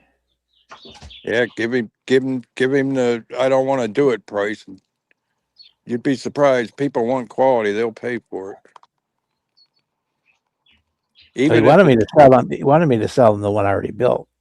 yeah, But then I said, well, I can't. I don't have one to replace mine, so I Yeah. have to pass. But I did find one now. But so I don't know. I'll might get in touch with him and see if he still wants it. Wants me to build it. So I would rather build a new one than give him the one I got. yeah, There's a few things on it that wouldn't be up to par. In the pictures, you can't see it, but you can see it in person. That are things that are yeah. like the hood. The hood's a slightly different color from the body Is it? because I had to repaint the body, so it ended up being a little bit darker. Yeah, Things like that. yeah, yeah. When I built that white wagon for him back in April 2000. He gave me $900 and asked me if it was enough. I was like, dude, that ain't what we agreed on, but I'll take it. So if you're going to charge somebody $500, $600, $700 for a build, then you Yeah. got to make sure it's perfect. Oh yeah. Yeah. Well, we even had all the chrome replated and everything, which I plan on doing with this one. But I'm gonna get a can of that Revell chrome spray and try it. See if he likes it before I use it. Yeah, I mean, like, It's for only me, if 30. there's a dust bunny in the hood or on the roof, it's just there for me. But if I'm doing Yep. a commission, that Oh won't yeah, fly. it's got to be perfect before I let them have it. I mean, nothing's perfect, but it's got to be close. I mean, I probably had a week doing the luggage rack on that white one.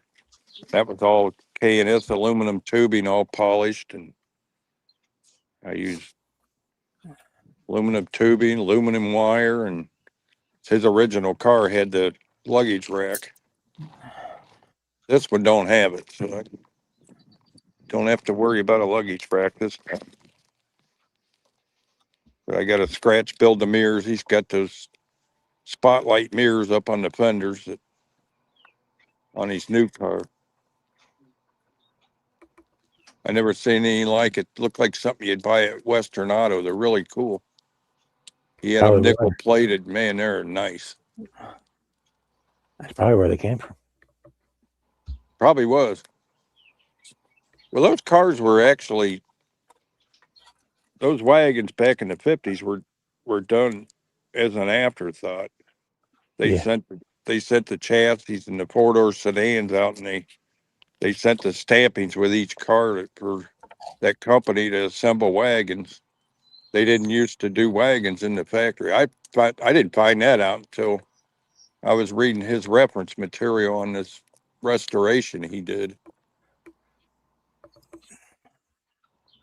Some company up in, I think, Kalamazoo, Michigan, I think, did all the wax. Coach, would it? Wouldn't be Sound like what? Fisher did all the bodies for the T-top cars Coach. in the 70s, Yeah. 70s, 80s. I got a picture of there's a badge in the back of the wagon that says who it is. It's a weird name.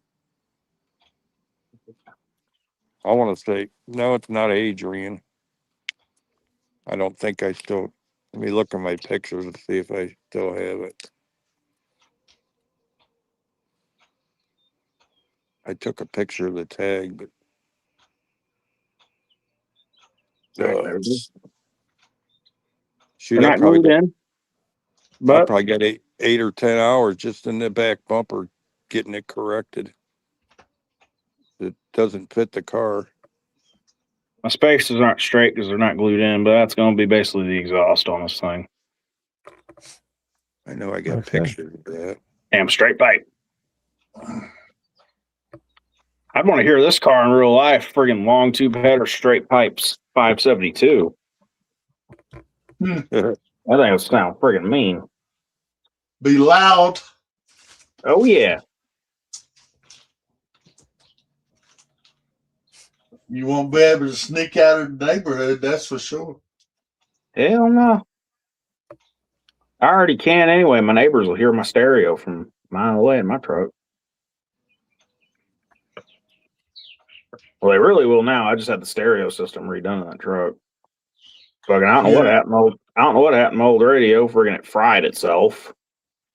Yeah, So that well, my upgrade, and I got the. I helped my son sign for us, co-signed for his first truck, and it was a dually. And he'd come down the street in the neighborhood playing rap music with the windows down. And in Texas, the only dually coming down the road was him playing rap music. Mhm. Yeah. Jesus Christ. Mine comes down the road with Metallica or whatever playing. I'm a metalhead. Most of the people in Texas is country. I like country music. I grew up on country music, but the older I've gotten, the more I'm getting more into metal. But I'll still get down with some old country music. He was in the rap back in his high school days. Oh yeah, Never I been a could vi- super big. I But can he I can I can visualize Thurman doing the headbang and driving down the street with that red hair. But he Doing had to this. have that dually.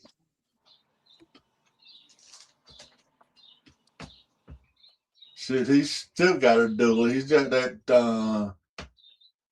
What's the name of that big dually Chevy's got now? The high country. JUNK. Yeah, high country. Most of the new trucks anymore are JUNK. Yeah. You walk Aluminum. up and put your finger into a fender and it'll cause a dent. Shoot, They all aluminum. that's any new car nowadays. Yeah. I just No. can't see putting that kind of money out for the garbage they're building now. Half the price of a house for a pickup truck is insane. Yeah. I'll stick You're with my 2003 Silverado all day. I You're gonna stick put that. 2007 GMC crew cab. Yep, there you go. Nah, You're gonna mine's put old that school. kind of money into a. Single cab long bed, the old WT work truck model. I was It's gonna got put. 66 miles on it'll be 166,000 on it. Mine's Yeah. right about to hit 135. I think if I was gonna put that kind of money in a truck, I'd go to one of the auctions and buy one somebody already restored, one of the old square bodies or something. And Yeah. Or I'd go it's buy had another one. 166,000 on it for the last 5-6 years. Yeah, my dad's 97 D71. Looks like shit, but it'll start up every time. Yep. Yeah. Well, mine My still dad's looks old like 97 was. mine half- still looks like half the rusted day I away. drove it out of the parking lot at the Yeah. Chevy dealer. The salt done ate the whole bottom half of the body off of it, but yeah, it'll start for time. Oh, It'll start and run. That's one thing I will say about my truck. When I bought it, the old man I got it from, so it was special ordered in 03 from the original owner as the work truck model, just base model. He got it January of 03 and had it repossessed December of 2003, early December. The guy I got it from bought it from the bank late December 2003. And he only drove it all those years he owned it to Florida and back pulling a camper. Otherwise, it stayed in the garage all winter. Yeah. Otherwise, that's all it did was just tow his camper. Yeah, Dan's done it. That's why mine, it stayed rust free as long as it has. Friggin' me dailying it through 5 winters. I got a couple bubbles on my rockers now, but it's my daily. I'm not too worried about it. Shoot, mine, Yeah. I've been through 3 sets of tires. The tires on it now was put on it in 2015. They still look good, but they're dry rotted as hell. It's been through 3 batteries. Put a set of brake shoes and rotors and pads and all that shit on it at 122,000. And that's the only thing I've done to that truck. The only major, They started doing a clip and seal around here, and it chews up tires like yeah, no business. yeah. The only real issue I have with it is the evap canister went out, so that's been throwing the check engine light for 4 years. That don't matter if you don't have e-check. Oh, we do. We do. I disconnect my battery overnight, plug it back in, drive it for 3 days, and then it'll go past emissions. And usually the day after it passes emissions, the check engine light will kick right back on. You try that around here, it shows up on the computer that you had your battery disconnected. That's why you drive it for a couple days and let your computer reset. I found That's that out why- first year I owned it. That's why I keep driving my 95 Oldswagon. It don't have to have all that E-check. So, My Yeah. anti-lock brakes is light comes on every now and then, and when I hit the brake pedal, you hit the brake pedal and it you get a growling noise out of it, and that's from the anti-brakes system. Yeah. Yep. And all it is where it's rusted, and you Yep. go change it and put a new one in there, and it sets so long that the new ones do the same thing within 6-7 months. So I quit messing with it because I can hit the brakes and it'll stop on dime and give you 9-cent change. Yep. Yeah, I prefer regular brakes over ABS, but you can't Yeah. even buy anything without it now. Yeah, Dan, Johnny was telling me about his whole family being deaf. As a joke, I told him to buy everybody mittens at Christmas time so they don't argue. He thought that was funny. Johnny thought that was hilarious. Yeah. I'm finally going to actually probably take it up somewhere and get the canister done. The only reason we ain't done is the only way to get to the evap canister, I either got to drop my gas tank, take the bed Yeah, off, that or Dad sucks. just wants to cut a hole in my bed, and I don't want to cut a hole in my fucking bed. My brother did that with his Dodge Dakota. He still ended up having to drop right the back. tank. Yeah, I don't want to drop the tank. I just had the stereo redone, like I said, though. My fucking when I bought the truck, I went in Best Buy, got a Black Friday. It was already on sale, plus Black Friday. JVC little Bluetooth radio. Found Yeah. some JBL speakers on Marketplace for super cheap. Freaking did I it wish up, I- and then Wish it I'd have known lasted. you was going to do a system. I got brand new Kenwood speakers I never used and a head unit. Oh, I did it all. So the radio I put in it after a couple years, it just probably about 4 years I've been in there. It fried itself. Don't know Yeah. what happened, but it fried itself. I put the system in my wagon and there's no trunk for the bass, and it just, to me, it didn't sound good. But if you had a regular car with the trunk for the bass, you know, a wagon, there's really no good place to put speakers other than in the tailgate. And every time you close it, the speakers would rattle and everything else. Tell you what, that Bose system in my GMC sounds good. Yeah. Yeah, something Dad's Bose, but I went ahead and just did the whole thing. I did a touch screen.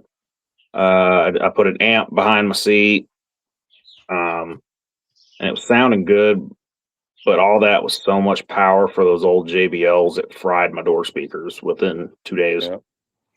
So I had Yeah, to get new door speakers. I bought everything as a set, brand new Kenwood, and then I think they're Kenwood speakers too, 6x9s, and then 6-inch for the doors. Put it the in, old didn't 6x9. like it. I put everything back in the box and put them on the shelf. I think I used the radio maybe a week. But this is my third truck with Bose in it, and I won't have nothing else. Yeah. I don't know what that guy he put in mine. I told him, like, what do you recommend for my system? He told me I recommend these. They're clear. You'll get good bass. They won't fry with the stuff you got in it already, and it'll be a really clear sound. And I was like, cool. And they are. They're clear.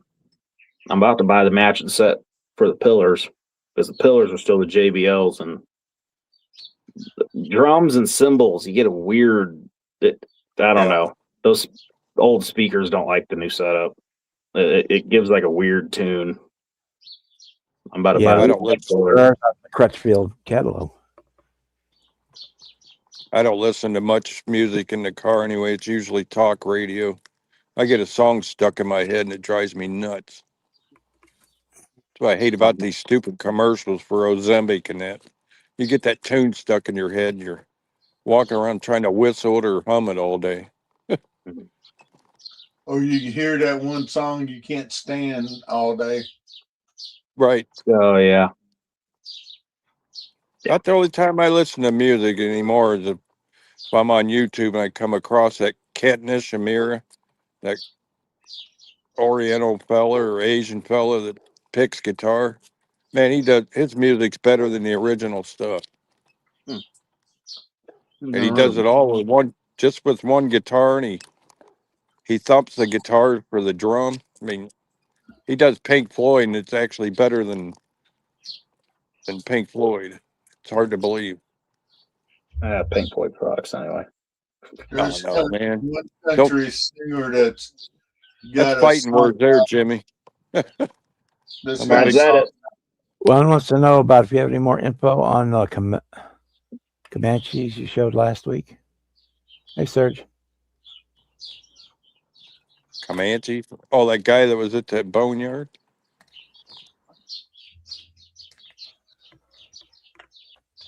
I don't know.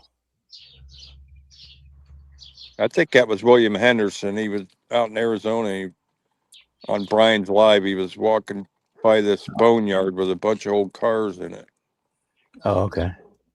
I think that's what Yeah, he's I talking remember about. He finally turned his phone sideways so we could see what was in the boneyard. Let me glue these spacers to. If you guys aren't subscribed to John's channel, get over and do that. Yeah, check it out. Johnny does pretty nice builds. You'll be able to check out his latest edition, Chevelle. I like what he did when he found out it was broke. He put a floor jack under it like he's working on it. I still don't understand how that thing got damaged. I stood there. I bet there was 20 or 30 layers of teepee around that thing and bubble wrap. I put it in one of the medical styrofoam boxes.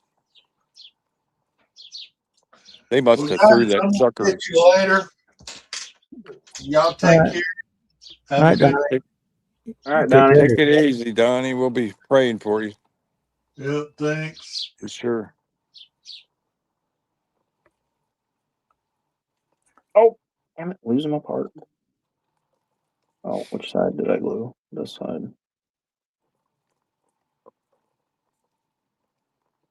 Yeah, it's pretty good. I give him that Chevelle, and I didn't even know what year it was. I think he looked it up at the 66 Limburg.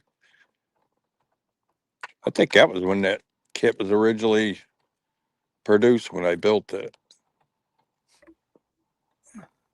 That was a shake and bake kit, man. That thing, I don't remember one problem with that kit when I did it. Serge, it's called Spotlight Hobbies. I think I might have. Do I have one up here? Yeah, that's who I'm going to use for my chrome plating. I guess it's like a 6-week turnaround. I've never used him, but I know that's who everybody does use. It's Spotlight that- Hobbies.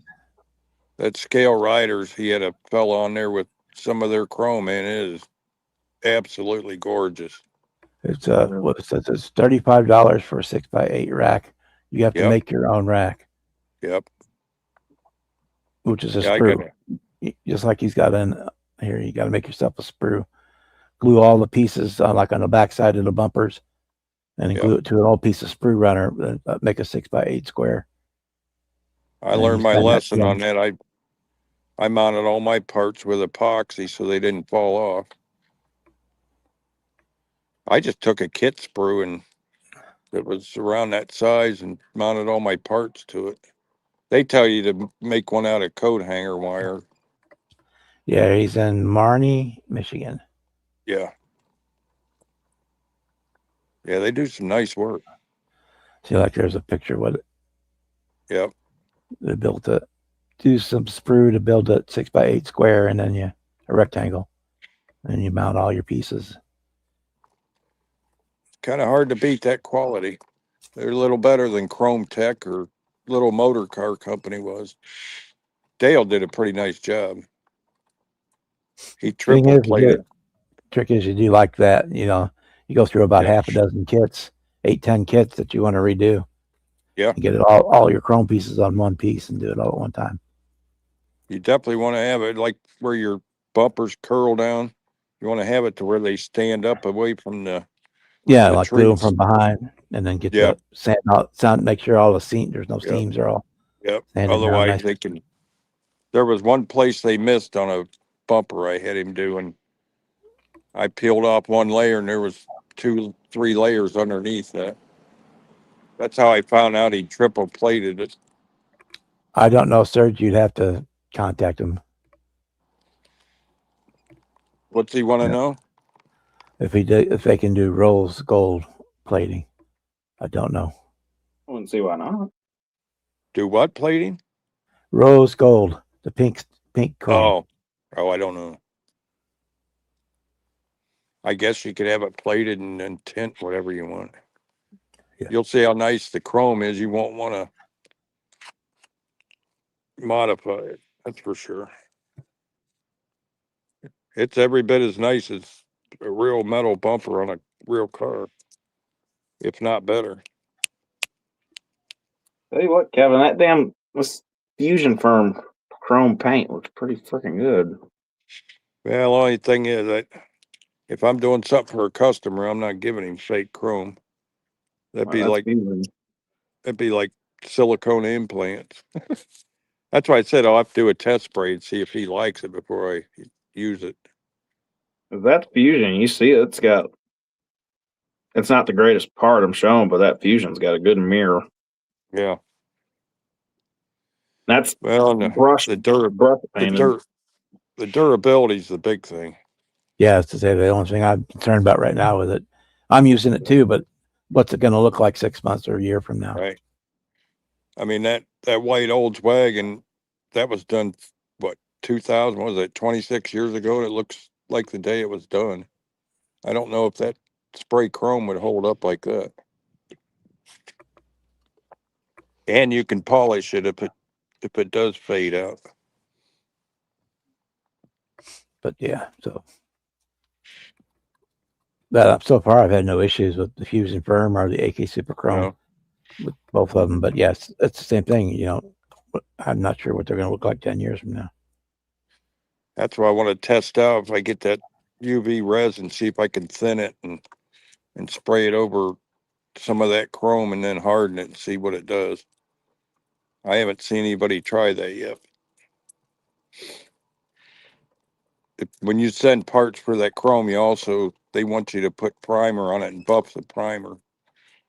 They don't want to plate right over raw plastic. Yeah, it needs a little bit of something to grip on. Yeah.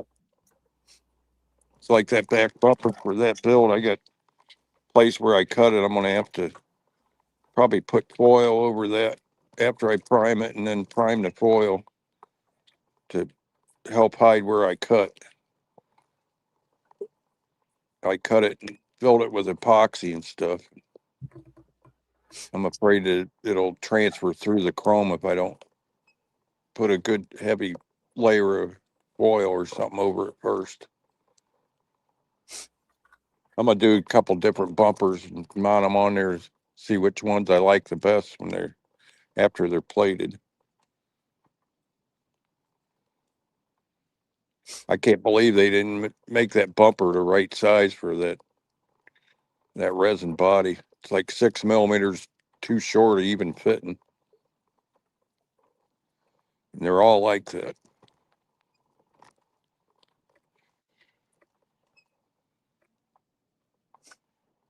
He bought that original in the box in the cellophane promo for me to cannibalize and take parts out of. I refuse to take anything off. You go on their website, it tells you how to, Yep. you have to do it. Exactly what Yeah, you got to do. they got specific instructions what to do. Yeah. I don't know that it matters if you use lacquer or enamel. I think it tells you which to use. Yeah, you just have to go on their website and get the exact. That's what makes a lot of kit chrome look crummy. They clear coat it first, and if that clear ain't on right, that's what makes Yeah, your that chrome yellow, look goofy. that yellow, Yep. that yellow lacquer or whatever stuff. But yeah, but most of the day getting off before I said it, I'm not going to use those pipes. Yeah. I see Johnny sending me a text. Let's see what he's got to say here.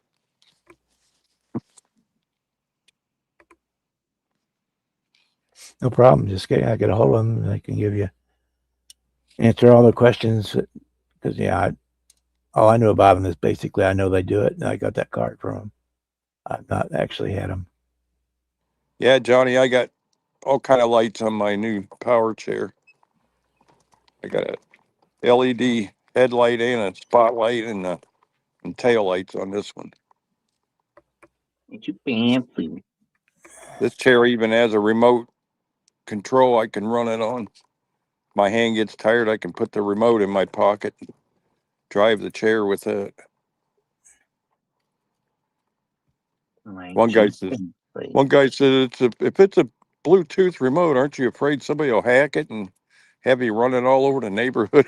I was like, what a thing to think about, you know?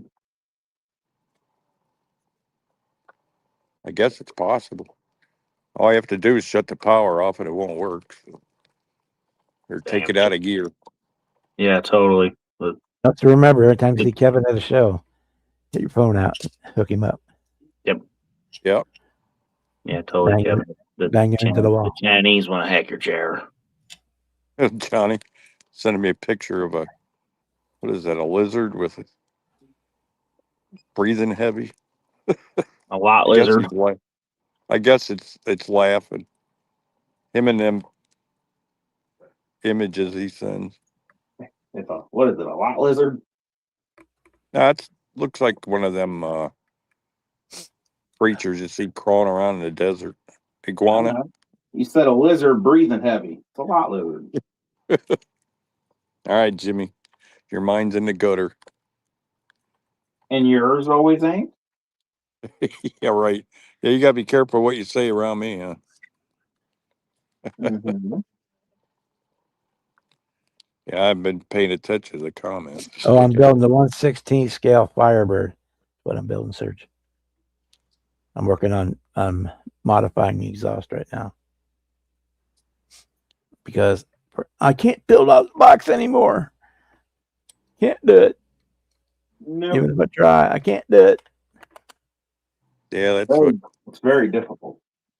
That's what burnt me out on building. I got to the point where every car had to be door line scribed and the window trim scribed. And Oh, I don't go that far. makes it easier to foil if you do that, but Well, I can. This one will probably be out of box. it definitely makes your trim look better if you scribe around it. It looks like an applied piece if you do that. Like your body side moldings, your window aluminum trim. Firebird, Serge. Yeah. I can't put stock wheels or a stock motor on anything anymore. Everything's got big wheels and big motor. Except for maybe those Johan Cadillacs. Those damn V16s on them, I think I'm gonna leave them alone.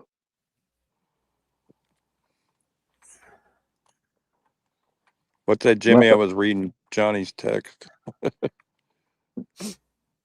Unless I want to get real creative and shove a 572 in an old Cadillac, but I don't think. Yeah, Kevin's out on the streets and it's getting dark. Yep. Yeah, I'm out rolling with the puppy.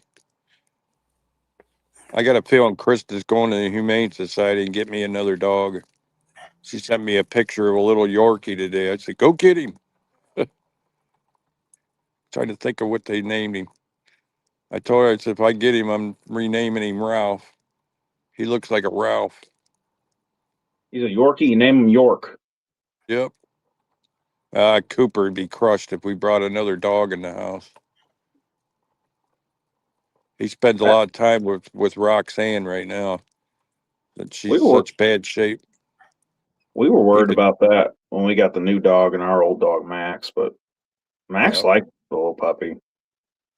It's because our chocolate lab's so damn fat. she don't really run around very much. Max liked having a puppy he could run around with. Even with him being an old ass dog, he can still get out and run. Yeah, we had Well- turf war around here for a while.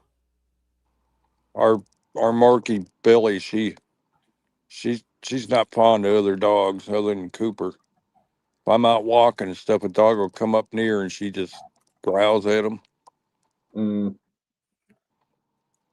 Little rag mop. Right, Bill? Let's see if I can get her on camera. If I disappear, you'll know I lost my camera. Oh, there you go.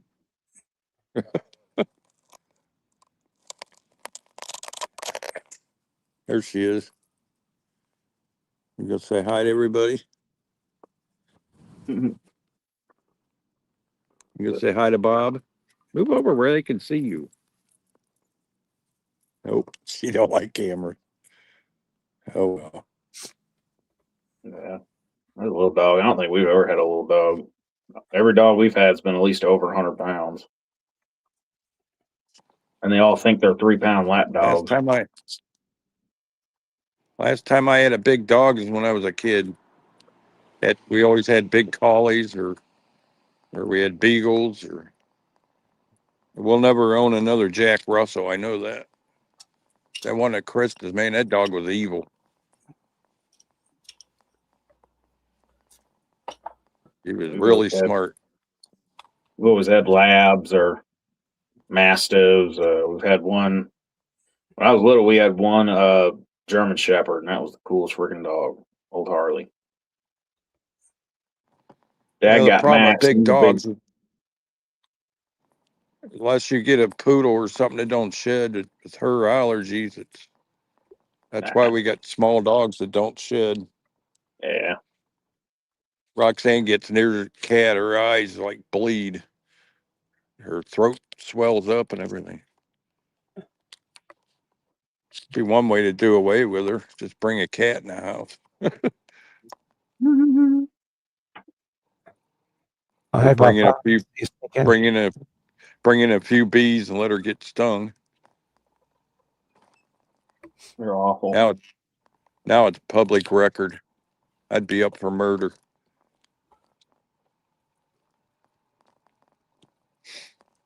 Was Jeff in the chat? Yep, he just came in a little bit ago. Come in and join us, Jeff. I need to go get Kind of a anxious to get that.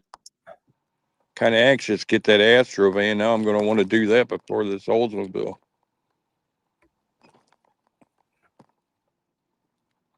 I need to go get a tooth. Yeah. Yeah, oh, yes, it's on the bucket list, but hey, Edward. I should have bought a few of those Jimmy Flintstones back when they were cheap. I think I won that thing on a raffle, the one I gave you, Jimmy. I can't remember where. I think it was.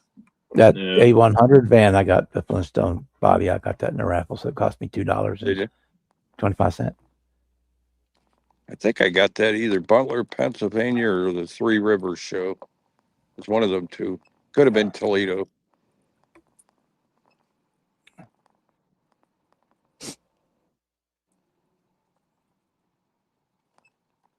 Yeah, I think John will enjoy Acme. I'd love to go, but man, that's just too far to go for me.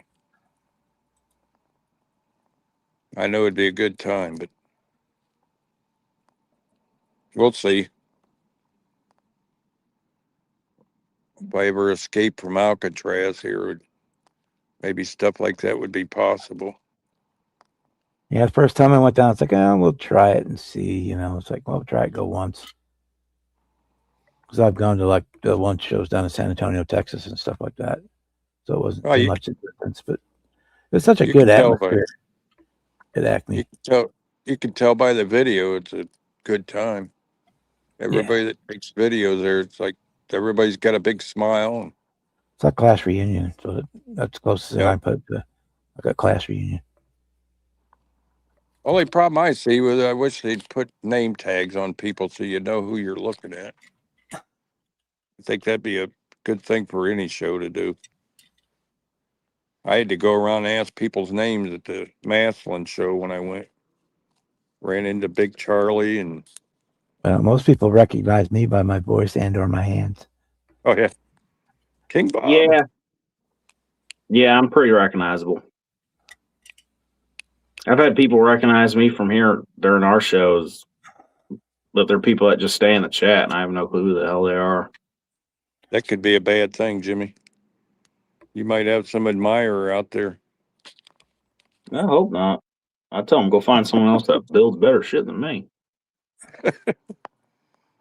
My stuff Maybe looks you good got- on camera just because I'm really good at hiding my fuck ups. Maybe you got some hot little redhead No, I'm stalker. okay. I'm okay. I've dated one redhead girl in my life, and never again. As a redhead, I will never date another redheaded girl again. Good fucking lord. That's what my ex was, man. What a nightmare. All them ginger albino kids. Ugh. Reminded me. Well, she friggin' reminded me too much of my mother. Fucking, she'd start yelling and bitching. She'd start bitching and yelling and shit. I'd be like, God, shut the fuck up. Come to I gotta think deal of with it, you bitching, and I gotta go home and deal with my mom bitching.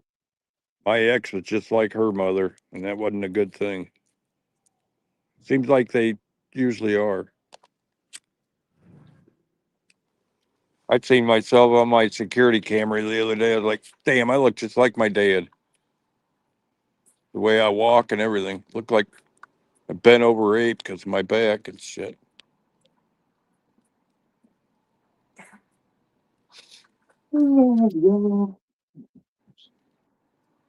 Hey, no.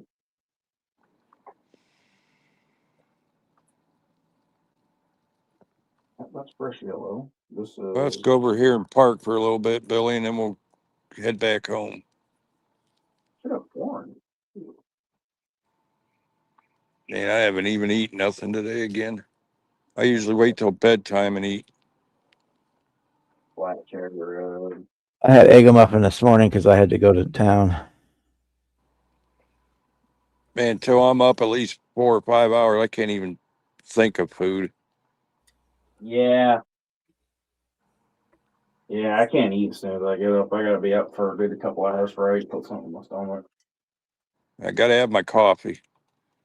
Lately, I've had to go to decaffeinate. It's like, get so jittery if I drink regular coffee. I just sat here and drank a cup of coffee. Just because Yeah. Tuesday I told myself I probably shouldn't drink a beer, but I drank coffee. That's what's in my oil can here. I use these Fiji bottles for water. Put a top on them. Otherwise, I spill stuff. You still You stuff don't see me. You don't see me with an open top cup very often. I always spill it. Go to pick it up, drop it. Yeah, when I have to go to town, it's like a cheat day. So I have my Mountain Dew and I eat fast food. Yep. And it'll be water and brown rice and chicken all day tomorrow. Make up for it. You remember that Scott Ridley, Bob, that friend of Jeff's? Yeah. You hear about him passing away? Yep. That's what the thing said. The scroll at the bottom of the screen. Oh, okay. Oh, geez. Yeah. I see it now. Now I see it. Jeez. Yeah, I mean, I've met him and talked to him at Acme several times, several years. Yeah. But I feel bad Yeah, as he shit. used to- I recognize that name from the Zooms, but I cannot put a face to a name. I feel bad as You- shit about it. He used to hang with Don yeah, he's Pickett. still, yeah. Pickett. Yeah. Yeah. I can. Yeah. Like I said, I'm horrible at names. I remember the name, but I cannot put a face to a name for the life of me, and I feel bad that I can't. He was a talker. That's for sure. Dude built some cool models. I think he was 43rd scale. Yeah. Mostly. That's what I said. I'm sure they'll probably do some kind of tribute build, Yeah. but I'm doing this one right away anyway, just for Yeah, it's kind a of tribute shame. build. That's a shame. Seemed like a pretty nice guy. Yeah, I mean, kind of shows. I guess nobody's guaranteed tomorrow. Nope. Yeah, we never know if we're going to lift our head off the pillow when we get up. I just cut that Working backwards. Dummy.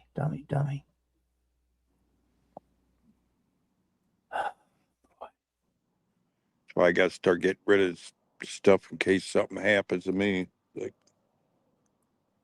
at least then I know people get what they wanted. That's why I asked Jeff which bill he'd like of mine if I were to start handing them out.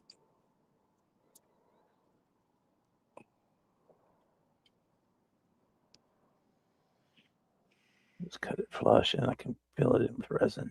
That'll work. I'll just surprise him. Maybe I'll give him your OBS, Jimmy. Well, I'd be driving Jeff's. Yeah, you'll probably end up with it. I don't even think about that.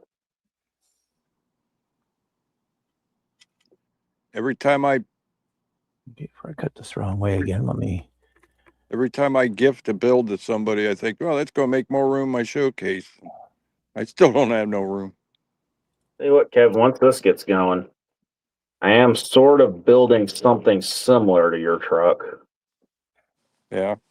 Got too much shit sitting on it. I got something similar going. Tell you Except what, man, it's there's a- a lot. There's a lot you can do with that kit. Yeah, I Yeah, did that. step And back. I did that one in gold and gave it to my nephew, and he played with it and busted it up. This, I use the chassis out of the Chev Zoom. Did you? The Chisholm? Yep.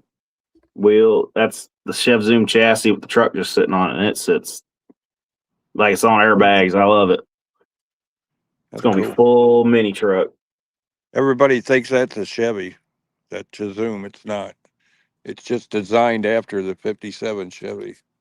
The chassis and everything's all hand built. Yeah, it's got like the independent rear end, like Jaguar suspension. There ain't no part of that body was actually Chevrolet. It was all handmade. I guess that guy that built aluminum bodies for Boyd built that out of aluminum. That Marcel. Yep. And then Well, it had a it little was- bit of Chevy in it. It had a Vet 350 in it, the real car. I think the designer of it was that guy, that Stevenson, or I can't remember what his first name was. A big name. The same guy that did the design the ZZ Top hot rod, if I remember right. Oh, if you guys can make it to Acme, you won't regret it. Yeah, it'd definitely be a good time. making it. All right, I'll be right back. I grab a toothpick, do these marker lights. Thing is, I'd have to fly down there, and I just cringe at the thought of flying.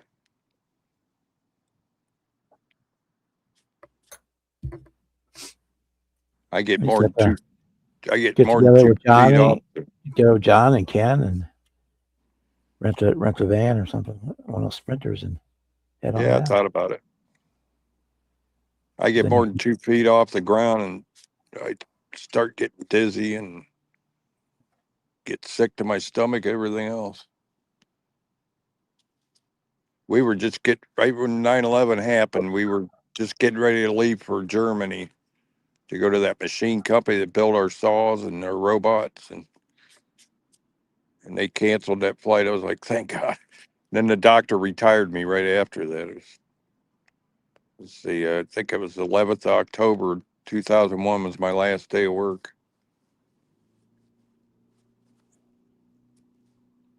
The doctor found out they were going to have me flying that far. He said, no, you're not. He said, you're going to be retiring. So 40 years old. Yeah, I'll do my markers. I guess 3 or 4 of you guys together and rent an RV. That'd probably be cool. Or It's big so hard to house. sit that long. I know just being in this chair for a couple hours, by the time I get home, I'm ready to scream.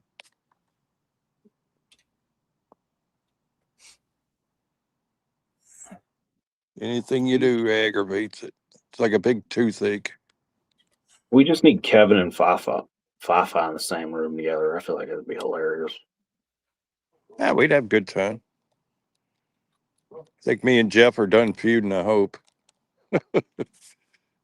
I just like to pull his chain. Exactly. like And it- he does, and he does to you. That's why it'd be fucking hilarious.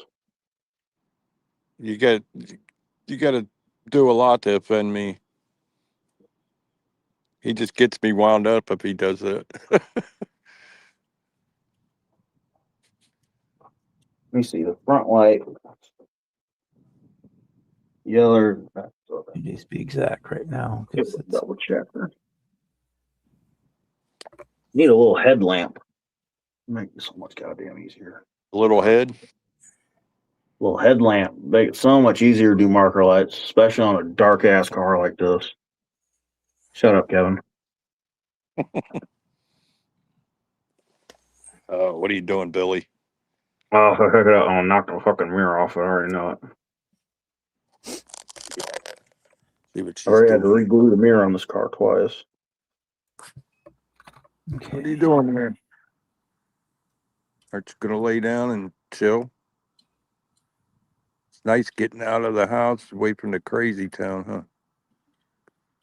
Yeah, Mom always yells at me all the time. You go say hi to everybody. You trip. Okay, that's close enough for government work until we get them in permanent. Make everybody dizzy, jostle the There you go. camera around. There you go. Marker light. Nice, Jimmy. Yeah. The things I can do with a fucking toothpick. A huck and toothpick. A toothpick.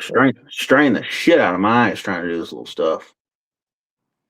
Man, at your age, wait till you get my age, you'll be blind. Go to Harbor Freight or Hobby Lobby and grab you a set of optimizers. I need to. But I'm already I had- about there. My eyesight's not great. I had Get one it. of those. I couldn't use it. Darn Get the thing made me lighted one. dizzy. Use one of those little LED lights on it. Or get you one of these.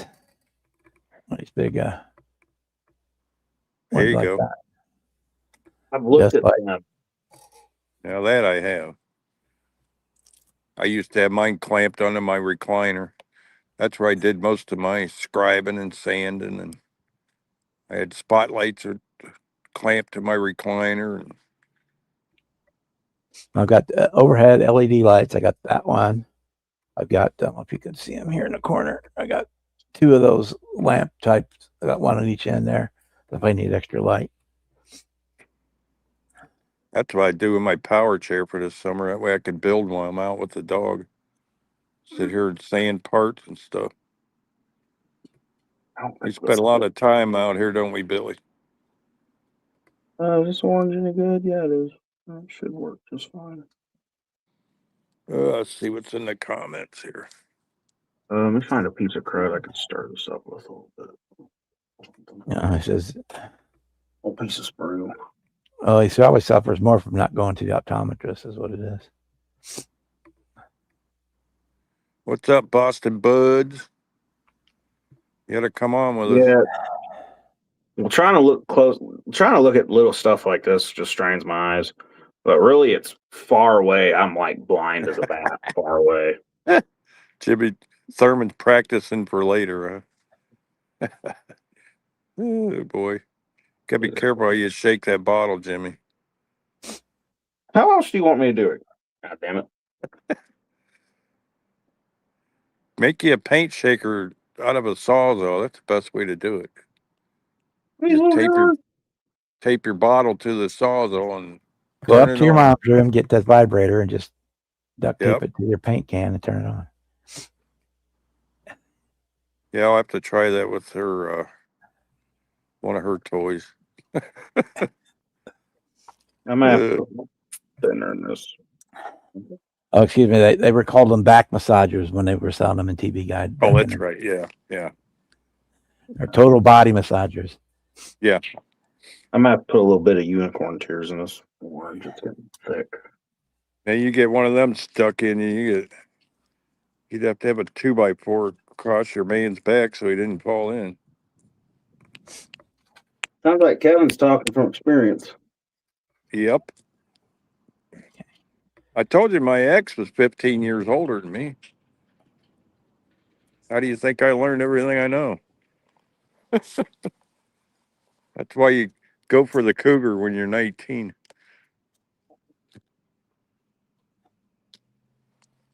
A little bit too much information there. Anybody heard from Joey lately or Marcy? Uh-uh. No. Not Marcy. Joey still posts on his new channel. I haven't seen nothing. Mill Creek Fab Shop. Tell you who posted a video that I ain't seen in a long time is Captain Nemo. He getting back into it. Captain Nemo. Mm-hmm. He was one of the first I started watching. He had just wish made it- a channel when I got into it. You thought it was a Mercury Cougar, huh, Chet? Yeah, unfortunately, buds, I haven't kicked the smoking habit yet. I quit for like 3 months, like last year, and couldn't take it no more. I figure after 55 years of smoking, why bother now? I'm not a quitter. I cut back from Yeah, 4 well, packs a I day down noticed, to a I half. noticed the difference after about 3 weeks of not smoking. I noticed the difference. Oh yeah, I noticed. Man, a big thing I noticed the most is not having to clean my glasses all the time. You wouldn't believe how much that smoke fogs up your glasses. All right. Once I get the exhaust on it, Camaro's done. Just did my rear marker, my front marker. I Cool. thought about the patches there or the pouches, Chip. Yeah, get you some Oh, of the little nicotine pouches. They're called Zins. You put them in your lip and just literally They're just just walk around with it in your lip all day. there's just something about having that smoke going down your throat, I guess. I don't know. I could try the vape thing, but I never found one I liked. They make ones that are just regular, like menthol flavored. They don't Yeah. taste really like anything like menthol. Yeah, I quit menthol back when I was like 30. I think I smoked Salem's or Cools back then. They didn't agree with me very well. When I changed jobs from Top Craft to Ohio Cabinet Works, I changed brands of cigarettes too for some dumb reason. I used to smoke those Doral cigarettes, and when they started coming out with the roll your own stuff, it's a lot cheaper. I can buy enough for a carton for like $10 now. 10, $12. Around here, a pack of smokes went up to Man, $18 for a pack. I don't know how people afford it. Everybody's switching to the vapes. I What either smoke use pack of smokes will last certain people a I couple either days, buy the maybe a week. One of these will last 2-3 weeks for about the I same. either use my pipe or I use the roll your own tubes, and I got a machine I made out of a windshield wiper motor and a sprocket. Hooked it to one of those crank machines and used that for a couple of years. Then I got my thumb stuck in a little thing that pushes the tobacco over. Man, you should have heard me scream. I couldn't hit that button fast enough. Cut the tip of my thumb right off. You know, you got to shove the tobacco down that little slot. Mm-hmm. I hit the lever, that machine I made, and just like a guillotine. That might be why my thumb still hurts to this day. Chopped my tip of my thumb, the nail, and everything right off. You'd think that would have been enough to make me quit smoking. Taking off, huh, Glenn? Good night. Later, buddy. Yes, man. Yeah, Bud's rolls his own. Could be a bong too. Bong. I just never was a big fan of weed. Always made me paranoid. Depends on what you're smoking.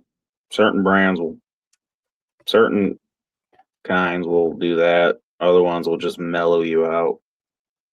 Well, they say the medical stuff don't do that, but they gave me a choice between that and the pain meds. Those people are Well, still cheap and now they buy that skunk weed.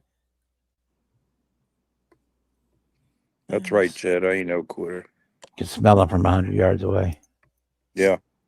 Oh, I hate that. Oh, Somebody yeah. walked by my house with a blunt, and I'm like, is that a skunk or is that weed? Because I have skunk that comes around the house every now and then. The skunk smell dissipates quicker than the weed smell. Yeah. Friggin' parking lot of my work reeks of it every morning. Weirdest yeah. thing, we had right after the blizzard this winter, we had a skunk come up on our porch. I went out there to sweep the snow off the back deck, and that sucker was staying there and stared straight in my face. It was probably like 10 degrees out. I never seen a skunk in that cold of weather before. Yeah. He turned around and I ran back in the house before he could spray or do anything. We used to have a pet skunk on our farm. Yeah, they'd be cool to have if you had the stink out of them. They are a pretty animal. You can train them just like cats. Mm-hmm. The person we got it from, I had him scent glands removed and all that. And it was just like a giant cat.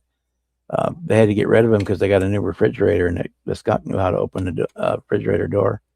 Kept eating all the cheese and butter. My buddy like has a my bunny that acts just like a cat. Uses a litter box and shit.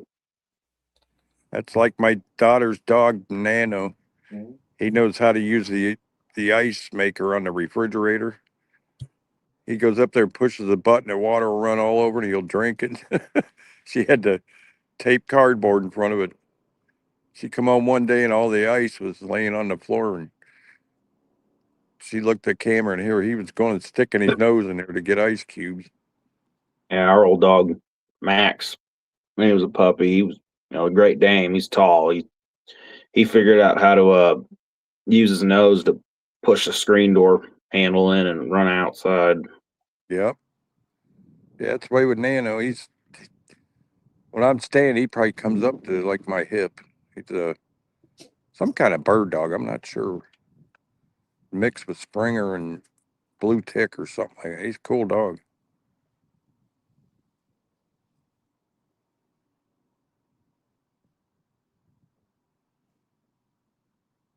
Yeah, you Good to gotta. know, bud.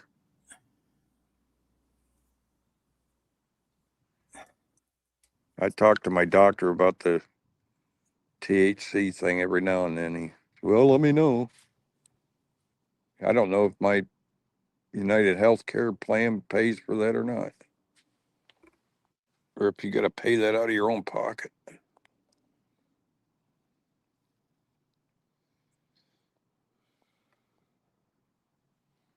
I would definitely have to go with edibles because smoking weed ain't my favorite thing. Bake me up some good brownies every I can week. just get the gummies. Mm-hmm. I got one that my brother gave me, but I'm always afraid to try it. Besides that, it flunked my piss test. Now we ain't even allowed to drink beer or nothing like that. A contract I had to sign. You get on the bad side of a pain management doctor, you'll never find another one.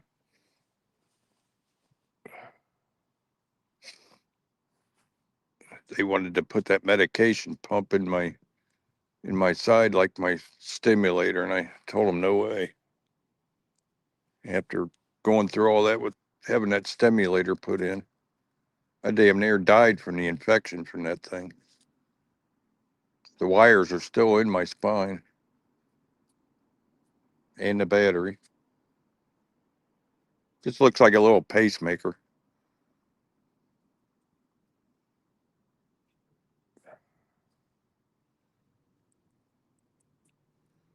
That's what happens when they start chopping on your vertebrae. Ain't no That's right. going back, So I'm putting it off as long as possible. man. That was horrible. When they put that stimulator in, they wake you up halfway through the surgery to make sure they have the wires placed right. They put them right near your spinal cord, the little ends, and they say, "Can you feel this?" And they ask you where it's at. Man, for like 6 months after that, I had nightmares of waking up during that surgery, being all cut open. Apparently, they didn't have my nerve block very good. I kept telling them, I said, "Man, I could feel that." Here in Missouri, you can grow personal, and you can possess that. I'll say how much it is without having to get a license. But if you want to have a dispensary or grow more than what it is, then you get all licenses and stuff. I think If we're you're allowed to walking, have. if you're walking around with it in your pockets, 3 ounces. If it's at your house and you can grow it, then I think you're allowed up to like 4 or 5 plants. Yeah, I think that's what it is in Ohio, 4 to 6, something like that. The Because thing I they're know complaining about here is Illinois is 5 plants, and Yeah. Illinois is like 4 ounces. a lot The of the way I cities am with double taxing it, so that's what everybody's the way complaining I about. am, Having to the pay way tax I on am with it. plants, I'd probably kill this stupid thing. I can't get anything to grow. It's kind of hard to kill them. I mean, kind of reason why they call it weed. That's what they are. Yeah, It's kind it's harder than you think to kill a weed plant, Kevin. Now, if Roxanne had a plant, she always had good luck with plants. But now just it may me not watering produce very seems like well, but it's kind of hard to kill a weed plant. You can do we it, got but it's kind of hard. It can be we got. done. It's not easy. She bought this plant from QVC. All it is a log. You soak it in water and it grows. It looks Yeah, like a palm tree. We got 2 of them now. I call it Lincoln. If you name your plants, figured I'd name him Lincoln Log. We got Lincoln Log upstairs and we have one downstairs. It's a cool plant. You only got to water like once a week or something like that. Just looks like a fireplace log. After about 4 weeks in the water, it starts poking out little nubs and then the leaves form from there. I don't even know what they call this thing. yeah. My mom got one like that. It was a Hawaiian wood rose. Man, that thing grew. Yeah, it grew like a foot a day. Yeah, I don't know what this thing's called. It took forever to get that thing to die. It almost took over our kitchen. It was all up in the cabinets, on top of the cabinets, all the way around the room and everything else. Bet that was an interesting chat. Taking a bunch of gummies at once. That reminds me when I was a kid and that kid in the neighborhood slipped acid on me. I was on a 3-day trip with it. We were out in the woods, you kids, you play and like you got a fort stuff, and we had our little army guns, and apparently he dropped something in my pop. Ooh, that was awful. Oh, motherfucker.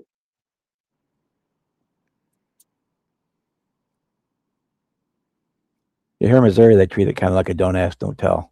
The Yep. federal laws still apply, but unless you're running on with bales of stuff in your car, they don't even mess with it anymore. Unless you're obviously got resale amounts. Yeah. The one time our family went. Not much different. The one time our family went on a vacation was the day that happened, and that whole trip I was tripping on that acid. And I can't believe my mom and dad didn't realize something was wrong with me. Riding in the back of that car, I'd look out the window and the trucks would look like they were melting, and oh, that was awful. They probably just assumed you were special needs. Oh man, what they had borrowed borrowed his brother's Lincoln. He had a Mark IV or whatever they were back then. Oh, God damn it. I interrupted. Us three boys in the back seat, mom and dad in the front. I kept looking out of that porthole window of that Lincoln. I think it was a Diamond Jubilee Lincoln. And then trucks would go by and they looked like they were melting. It's like, oh. I don't know why I didn't tell my parents about it. They probably would have went after the kid and his parents and sued him or something. Man, I was only like 12 or 13 years old. I don't even think I tried weed until that before that. Yeah. Yeah, it was normal. Right on, Chet. I grew up around it. All my aunts and uncles smoked, so I kind of knew the score early on. And I would do it once in a while when I was in high school and college, but kind of,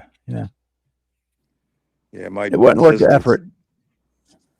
My sister's husband was a stoner. He kind of grew out of it over the years, but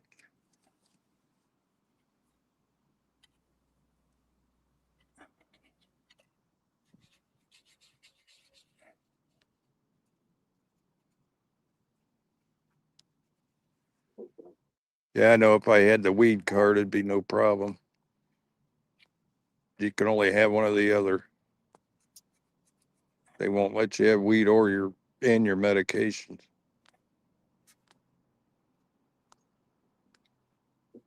I imagine they'll probably force me to switch over eventually.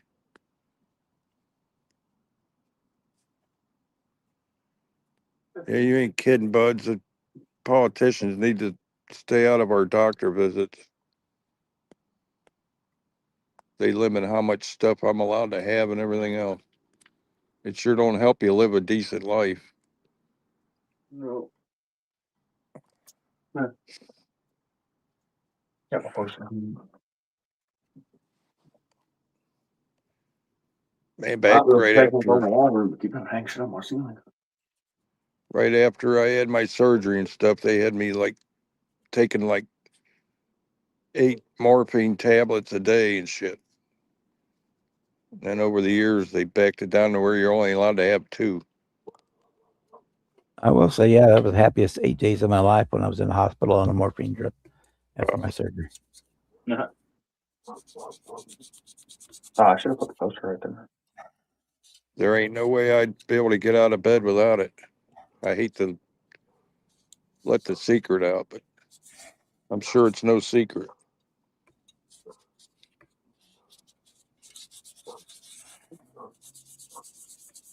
And you're talking an hour when I get up each day till I can actually feel like I can get up. Yeah. That's why I don't ever sleep at night. About 6 or 7 a.m. I start getting sleepy and sleep till 2 in the afternoon or whatever.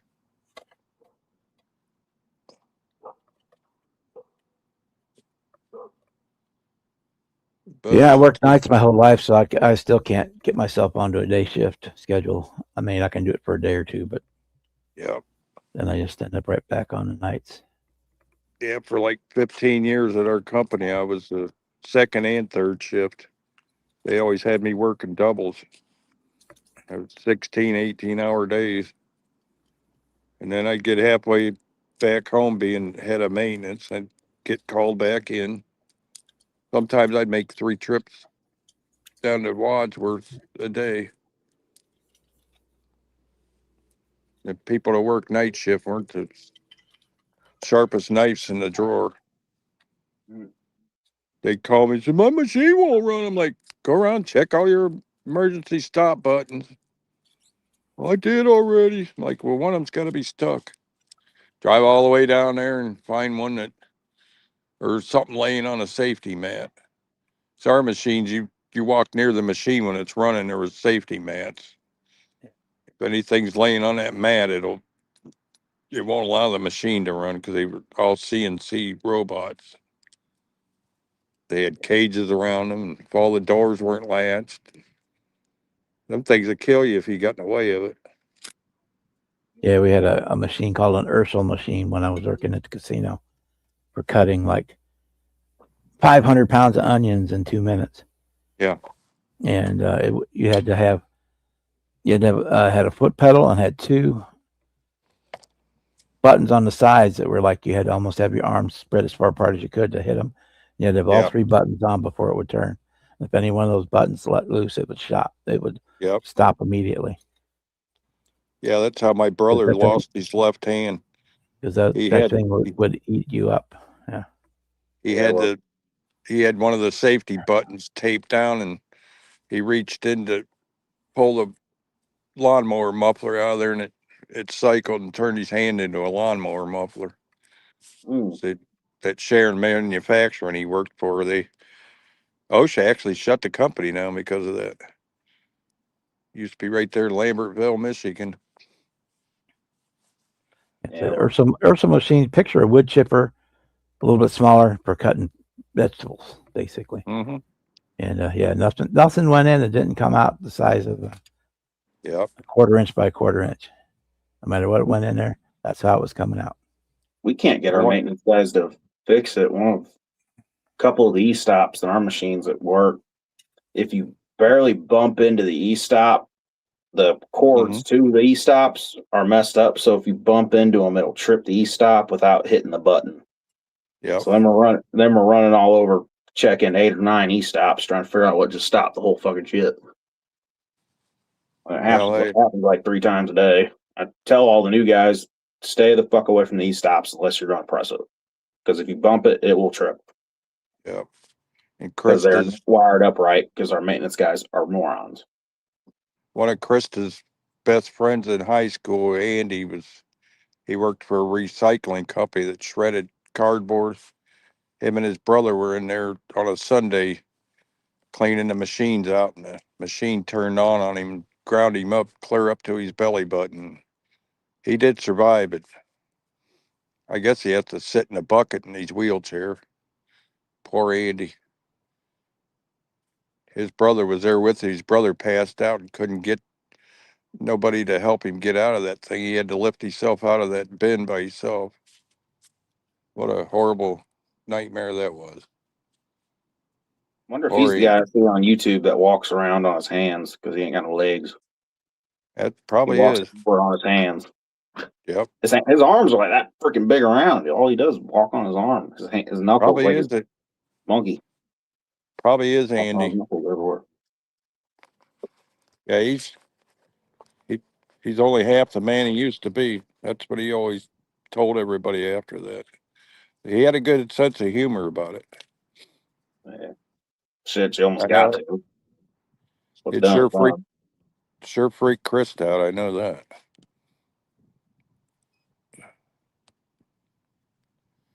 We had our beam saws would cut like 10 sheets of particle board at a time for the cabinet shelves and stuff. They had a 48-inch blade and a 10-inch blade to make the undercut. I had one of my maintenance guys in there at lunchtime. He didn't put his lock on the saw. He was underneath that thing, and the operator came back during lunch to cut a couple parts for the factory. They were calibrating the machine. He went over there and turned that thing on, that carriage come flying. I never seen a guy come flying out the machine like that. It's like a 20-foot long machine where the saw carriage rides on. He was white as a ghost. I said, that'll teach you. Lucky he was able to crawl out that fast. They need to You go heard that? through and give me the lockout, tag out shit at work. They made me machine operator a couple months ago, and they never gave me that training. That should be your Supervisor come first by and thing. asked me today if I had locks, and I was like, no, nobody ever gave me any. He's like, well, were you trained? I'm like, no, nobody ever told me I had to go do that. He's like, but There you're a was machine operator. I was like, but you're a machine operator. I'm like, yeah. You go in there Monday and I just got told one day, here, you get a raise, you're a machine operator. Okay, cool. you need to go in there Dog Monday and tell the boss, either I get locks or I'm not logging in. You should have tags and locks. Yeah. we had them with every machine had a lockout. Yeah. And We're whoever supposed put it to, but on, Was the only person who could take it off. Yeah, My we my only, lead technically is what he is. He has locks and everything. We just always have used his locks. we I had didn't know I was those, supposed to have them, honestly. we had those magnetic padlocks that had a magnet for each lock. Every lock was different. Each guy had 3 locks and 6 tags. Oh, our locks, they give you 2 locks and they go to every machine. It's literally like a key padlock with your name tag again strapped against it. Yep. Like this is so and so's lock, your employee ID, and then what you are, like machine operator, lead. Oh, ours were like a canister that would go over either the button or the power cord. Yeah. And once you snapped it shut, you could not open it. The manager, the other one had the keys to open it, but the Yeah. manager could not open it. Whoever name was on it tagged it. They tagged it out. They could not open it unless that person was there. So if I had to tag something out and I was off the next day, I'd have to come into work if they got the machine fixed so they could untag it. They couldn't Yeah, untag it unless I was there to sign it off. Most of our saws had the power switch, had a place to put the lock, and you had the cap that went over the cord. You know, like the big trash compactor through the Yep. switch had a hole, and if it was to lock out, you slid the lock through it and clipped it shut, and you could not take it out unless the manager was there with the key and the person who signed the tag was there. Yeah. That was Is that- protocol. Is that a union shop, Timmy? No, there's scab asses. Well, you need to.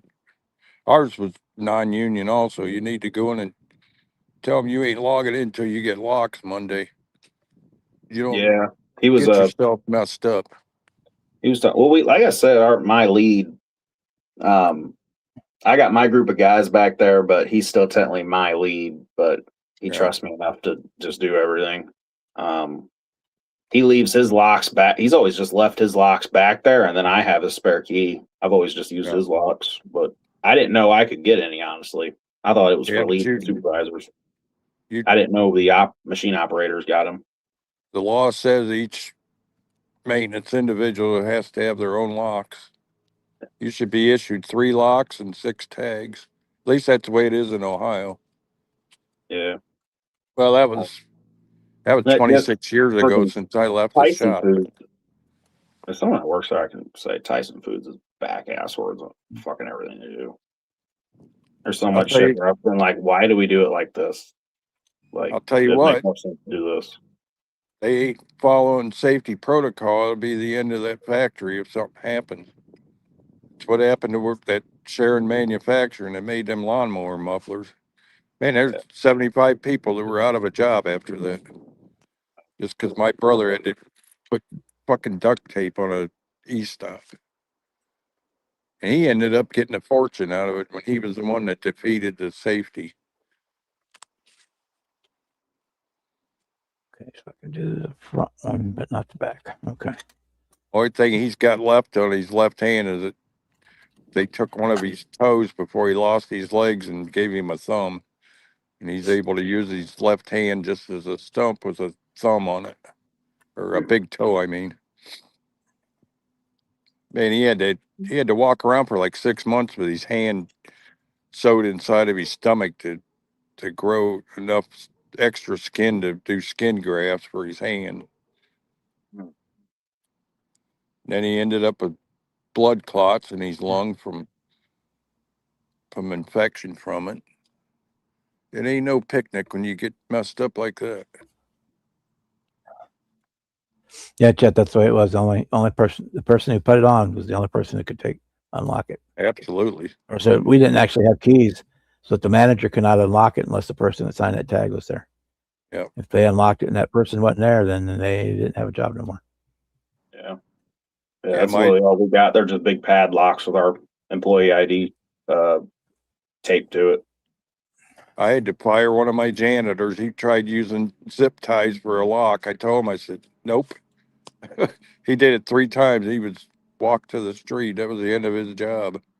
Yeah. Anybody can cut a zip tie off. He said, well, I got a zip tie. They can't turn it on. That guy was a dope. And overnights were always breaking the damn cardboard compactors. Yep. Pissed me off. I come in, freaking cardboard compactor was broken. Oh, it took me a year after I retired to Hello. every time I'd hear a phone ring, I'd cringe because I know it seemed like I was being called in. It ain't no fun being on call. I bet that new guy I hired to take my place don't put up with that BS. Your machine's down, you let it sit for the night. I'm sure that's the way they operate now. And they had like 8 of them big beam saws. Those are $500,000 a piece. And then the CNC robot that drilled all the end panels and all that stuff. Half a dozen spray booths for spraying glue and paint. Last time I was down there, I think they were up to 1 million square foot, their facility that they've grown since I left. We used to be a main supplier at Keiko's Copy Center Furniture, all their cabinets, and the blue with the different color stripes on them.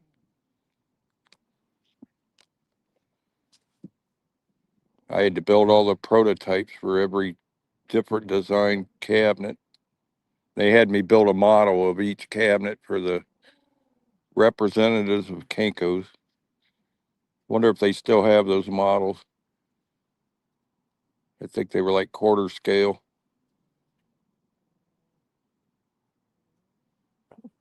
They can spit one of those out on a 3D printer. Yep. Yeah, now they can. I think their main contract now is Firestone Tire Stores and what's the other? Dairy Queen for the new stores. They make all the tables. It's all commercial cabinets. My favorite thing was always making the jewelry showcases, like when you go to the mall or what's some of the big stores around here. It was May Company or O'Neill's or they got like rows of showcases and Yep. then a centerpiece that sits in the middle. That was always my favorite department to work in. We'd cut and weld our own frames and cut our own glass. You'd make the frames and send them out to be chrome plated. Pretty cool job. I got a box of pictures somewhere of all the showcases I built. Had a nice one in the dining room till we put our new dining room floor in, had to tear it out. I had enough for probably 1,000 cars in that case. We had a contract with Lazy Boy showrooms. And I took a couple of their cases and put big glass doors on them and modified it.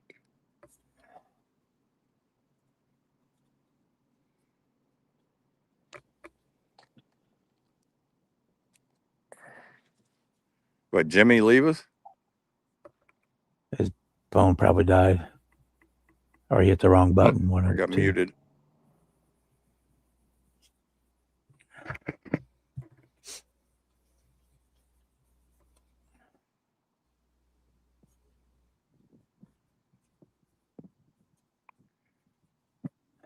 How did I lose my audio?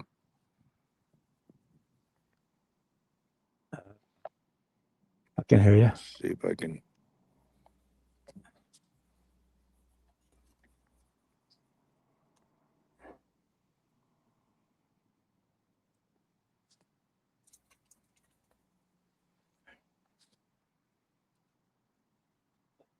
You got fit. Like shit.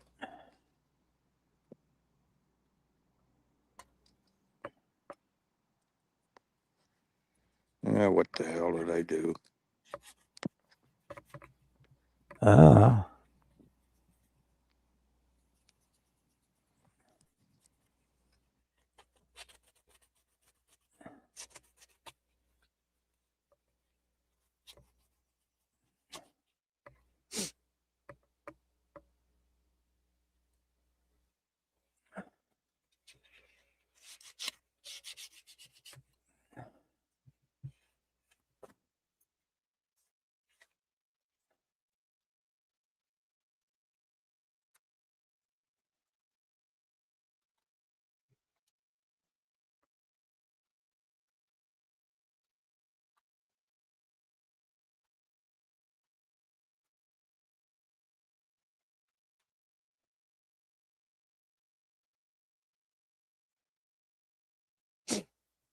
Well, we'll give him a minute. If he doesn't come back, we'll probably just shut down because I'm about at the end of what I can do for tonight.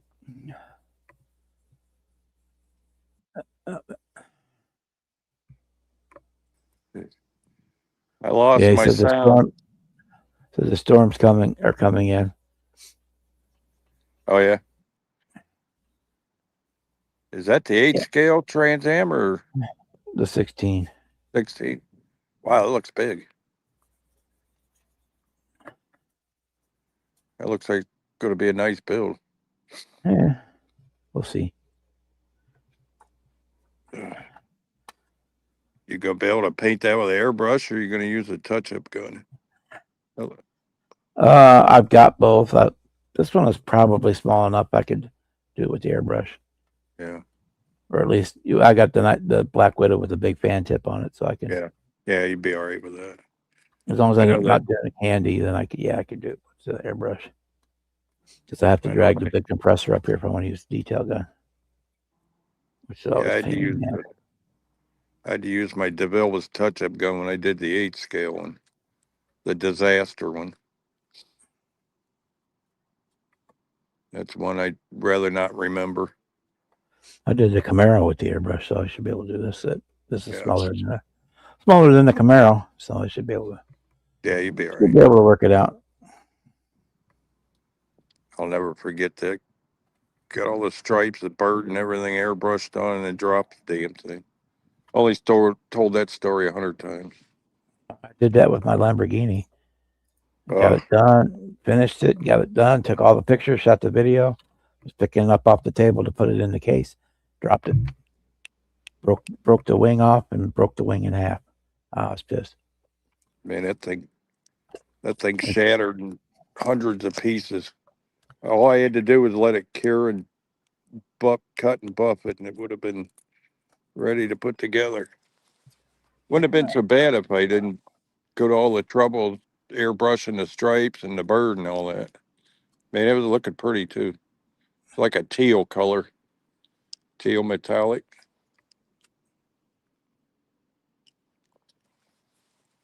Had like the golden black bird. It wasn't like your normal bird. Yeah. I don't know how you'd explain it. It had more feathers to the wings. Yeah, the later Phoenixes were different than the earlier ones. Yeah. I think that was a 79 Firebird, if I remember right. That's what this is, 79. Yeah. Man, the tires on that thing were like 3 inches diameter. Yeah, Yeah, that's the bird there. I traced it out. On yeah, there's the different bigger one. layers. Yep, that's it. Yeah, I traced it out on frisking film, made different. and if it has flames coming out of its mouth, that's a turbo car. Yeah. The puking chicken is the turbo cars. That way I just layered the frisking film to get the different colors. Only had a couple little boo-boos on it, but it was looking I'm gonna good. use the smaller one for this. Yeah. I'm not doing the big one there is the anniversary edition, and I'm not doing the anniversary edition. So I think the big one wraps over the fenders, don't it? it goes all the way up to the edge of the fenders, which is part of the. I thought about using the one from the 68 Revell, the 25th scale one, but it's just not quite. Yeah. Now, what's the deal where the mirrors go? Is that tape on there, or did you cut that out? No, the doors, it has opening doors. That's the piece of plug they put in there to hold the bodies together. Oh, okay. That's just the plug. Okay. Duh. Yeah. I couldn't tell. It says thought remove maybe- on it. Yeah. Okay. That's just the plug to hold the body straight. I didn't know if they had that cut out for Nope. part of the inner structure. I don't No, think I but ever opened one of those boxes. That's for the working doors, and that's one thing I heard people say that they had the most issues with on this car was getting the doors lined up. So Yeah. I don't If I remember. Did the 8th scale one have opening doors? I don't think it did. Yeah. I don't know. Never had one. If it did, I think I glued them shut. that being a commission build, I wasn't going through all that hinging. Oh, the having the magnets helps too with doing the Oh, doors. yeah. You can keep them pulled in tight as long as the hinge itself isn't too loose where the doors sag. Yeah. Like when I did that 16 scale Mustang, the hinges were too floppy, Yeah. so that the door, when you open the door, it would hang down and look really bad. Yeah, you'd almost have to replace them with brass, Yeah, duplicate what they got. That's a problem with the die cast too. Their door gaps are usually huge. You gotta add to the door edges and stuff to make them fit. so the gaps weren't bad. It's just the actual hinge was so. Yeah. The hinge rod pin and the hinge hook were two different sizes, and it just let it sag. The doors sag because of too much play in them. But Yeah, the other kind one, of anxious to try the magnets out. the GTA just did the doors fit.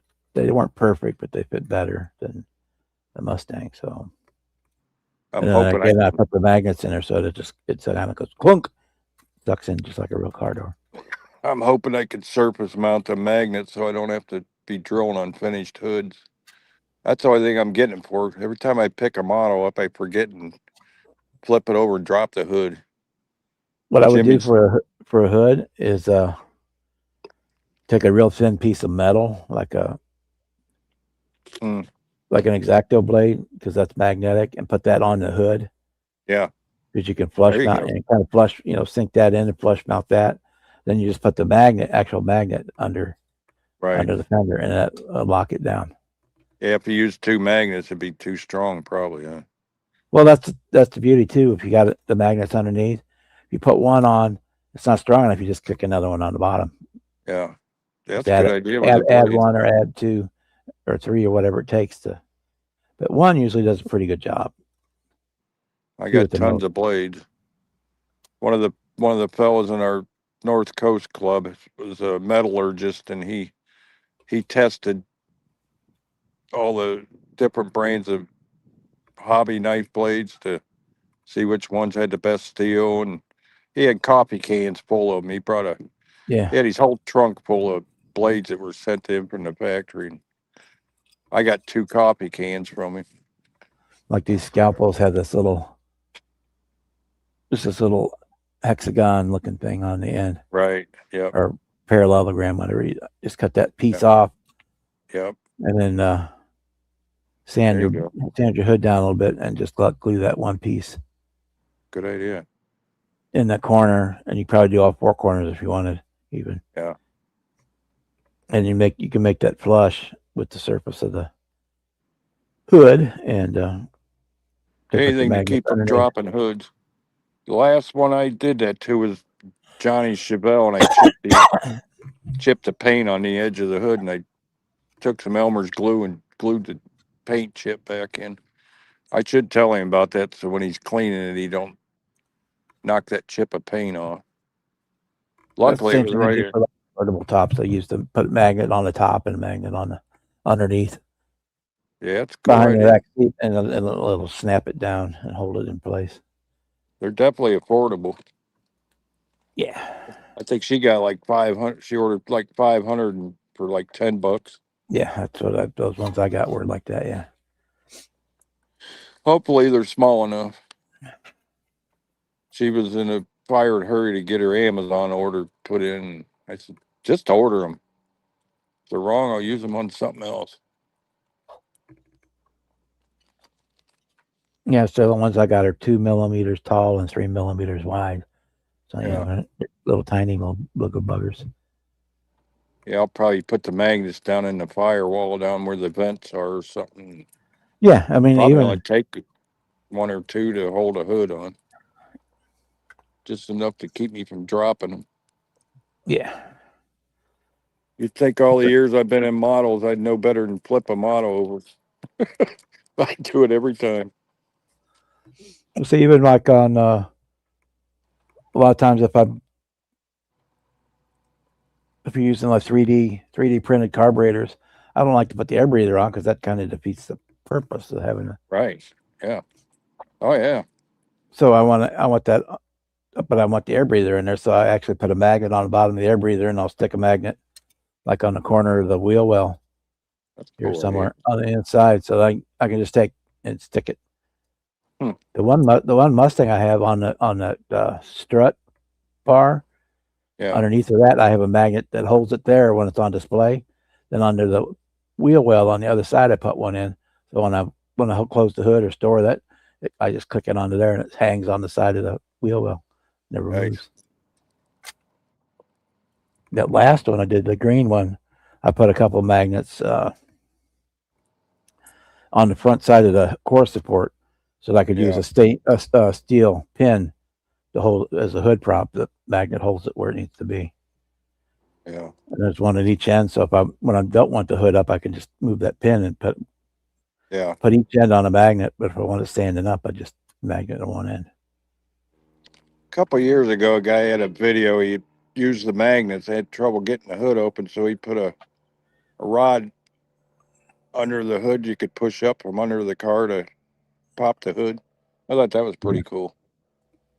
He made used a piece of K&S tubing with a rod inside and glued it under the hood.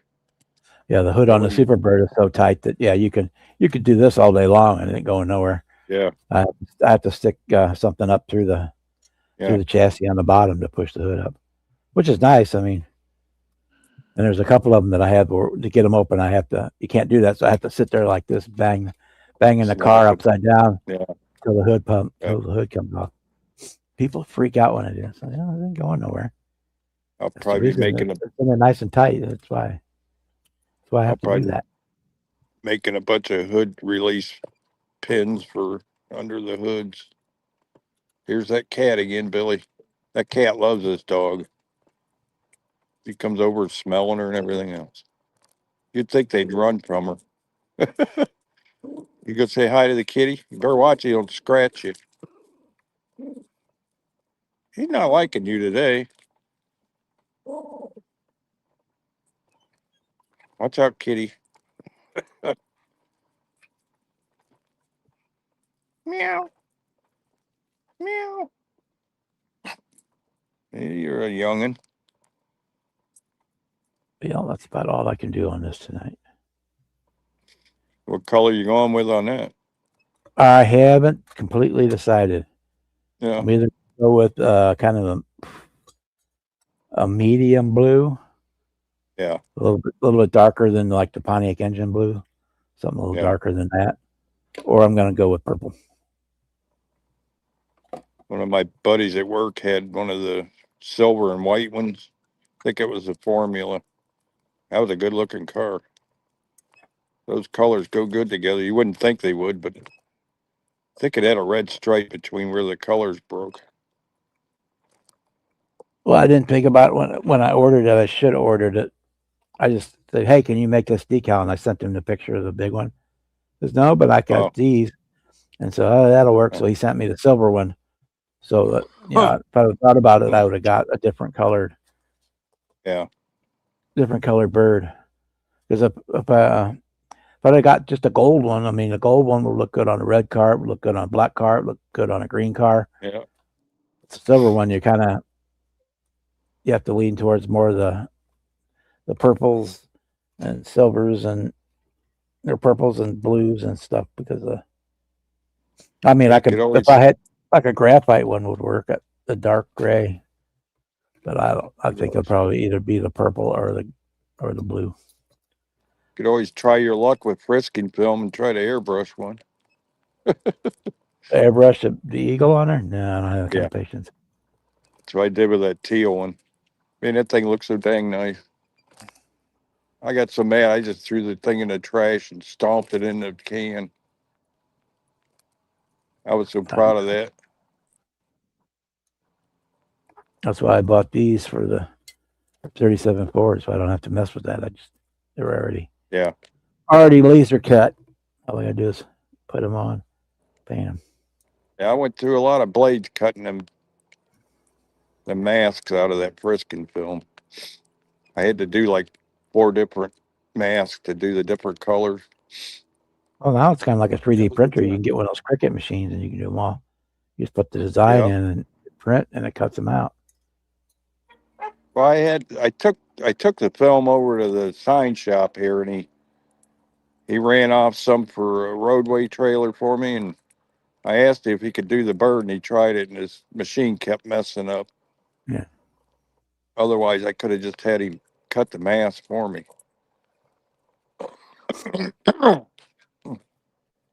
I really don't. I kind of doubt that my hands are steady enough to do that again, but it might be worth a challenge if I ever do another one. I'm going to have to use that technique when I do my Astro, because those were painted on that Mercury, them little flames. That's a pattern I used on the real van too. Just made different size patterns. I had ghost flames down on each door, and then my pinstripe was caterpillar, yellow, orange, and red, and it ended in flames at the end of the pinstripe. Older days, I probably could have freehanded one on with the airbrush, but not Yeah, not more. My hands shake too much. yeah. Did you watch Gary Seed's video on doing that van? He showed right there you don't have to be real particular to. Yeah, you got to check out his latest video. Man, he had a glove with wet paint all over and everything else. He was grabbing that van all over the place and fingerprints, and he got it done, man. It looked like he spent 3 days on it, and it only took him like a half hour. Dude's amazing. Yeah, I've seen Kamehameha stuff. It always looks good. Yeah, it's cool. It don't take much. All you're looking for is color with your different shadows and stuff. Yeah, flames I did on my van. I even had the licks where they would go, one lick would go under the other and then one over the next one. And then I had it bordered with pinstripes around them. I should have cut those panels off the van before they junked it. The insurance company took the van, and then my neighbor went over to the junkyard where they took it, and he bought the van and took the engine and transmission out of it. I just had that transmission rebuilt, like $3,200 worth of expense in that before it got totaled.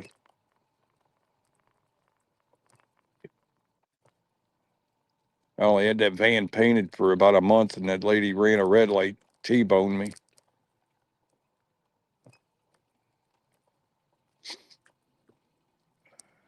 Such is my luck.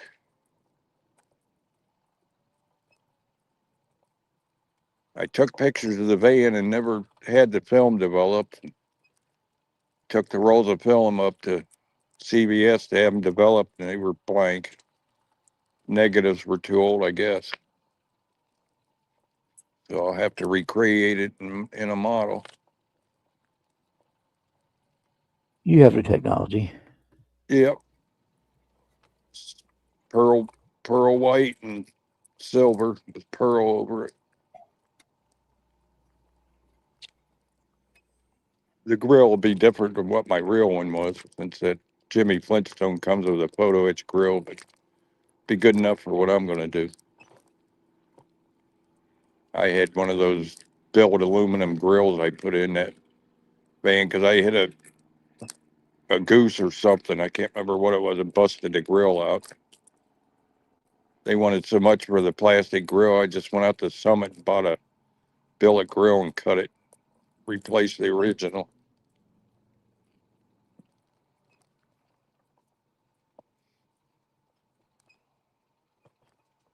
I had a small fortune tied up in that van.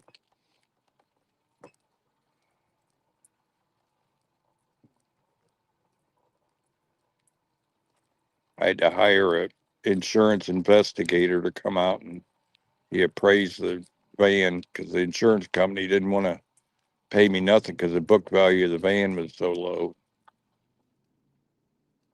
Ended up getting, I think, $8,000 just for the paint job. Yeah, last time I hit a deer, the insurance came out and wanted to total my car up. I said, "Well, it's like $800 for a fender and a headlight." Yeah. I go to the junkyard, it's cheaper than that. No, but you got damage on your hood. I have hail dents on the hood. Yep. So no, I'm not claiming the hail dents. They've been there longer than I had this car. Yep. Well, I was worried about the hail dents. I would have fixed them a long time ago. I thought about having to pay and straighten, but being unibody. And like that guy that appraised it, he said, just go look up under the dashboard. He said, you get in a wreck like that, everything under your dashboard's going to be broke too. And he was right. I pulled the doghouse out to look up in there, and pieces of plastic just fell out under the dash. Like, well, guess I give up. I said, well, we'll give you 3,500 for it, and we keep it, or we'll give you 1,800 and you can keep it. Yeah. Okay, give me 1,800. I went to the junkyard, got the fender and the headlight, and my buddy, his auto body shop, painted the fender to match. Cost me 800. Actually, it didn't even cost that much. Ended up only cost me like 600 because he already had the paint mixed up for something else he was painting that day. He just shot it on there. So then, so I made 1,200 bucks on hitting that deer. Yep. And they never did put a salvage title on salvage it on my title either. So Trying to think, my van was a 93. It got totaled in 2008 or 7. So it would have been, what is that? Almost 15 years old. It only had like a $1,200 book value. I told I said, I ain't settled for no $1,200 when I got 2 months in a paint job. That whole summer I spent out working on that thing, painting it, laying out all the stripes and flames. good enough. Ooh, All right. Give me this. so I finally got my check and went and bought the Oldswagon. That's what I've been driving ever since. I Yeah, bought Chad, I that think car I'm off. either going to paint it like a medium blue, or I've got this purple here. I know it looks blue on screen, but I like that purple. that's That'd the be LA cool with Colors nail polish. That'd be cool with that bird. Man, I smell vinegar real strong. Ooh, man. So yeah, if I'd have thought about it when I ordered it, I would have ordered a gold one instead of a silver one, but that's okay. We can make it work. Yeah, that'll look good with that purple. Or if you go Yeah. with purple. Yeah.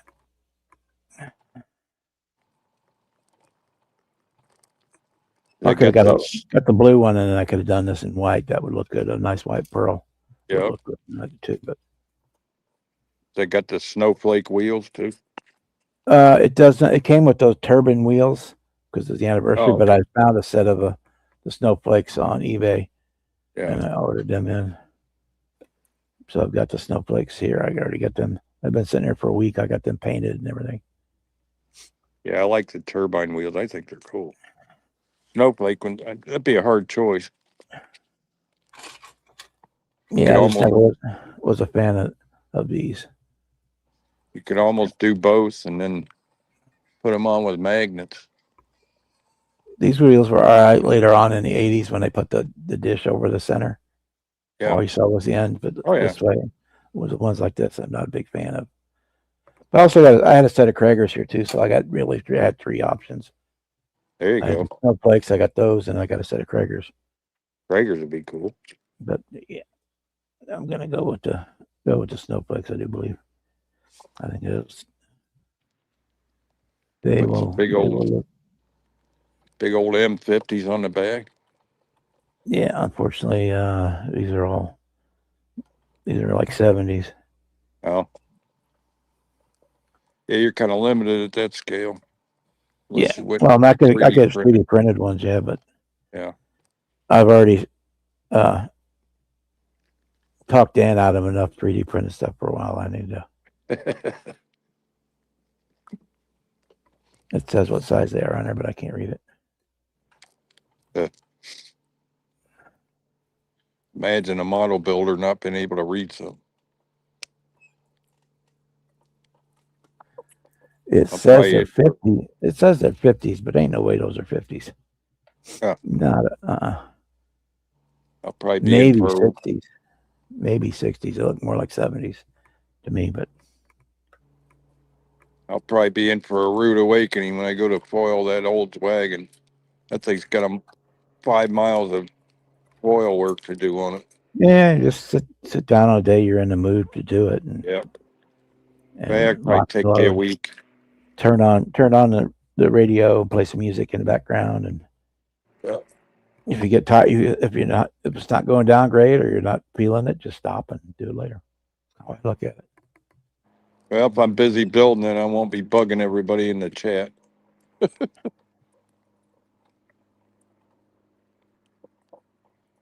It'd probably take me a week to get all the door lines scribed and all the sanding done.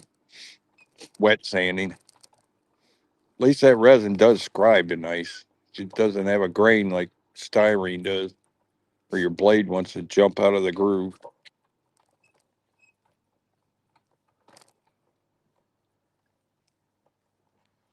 Took me a while to figure out to tape along where you're scribing in case you do slip.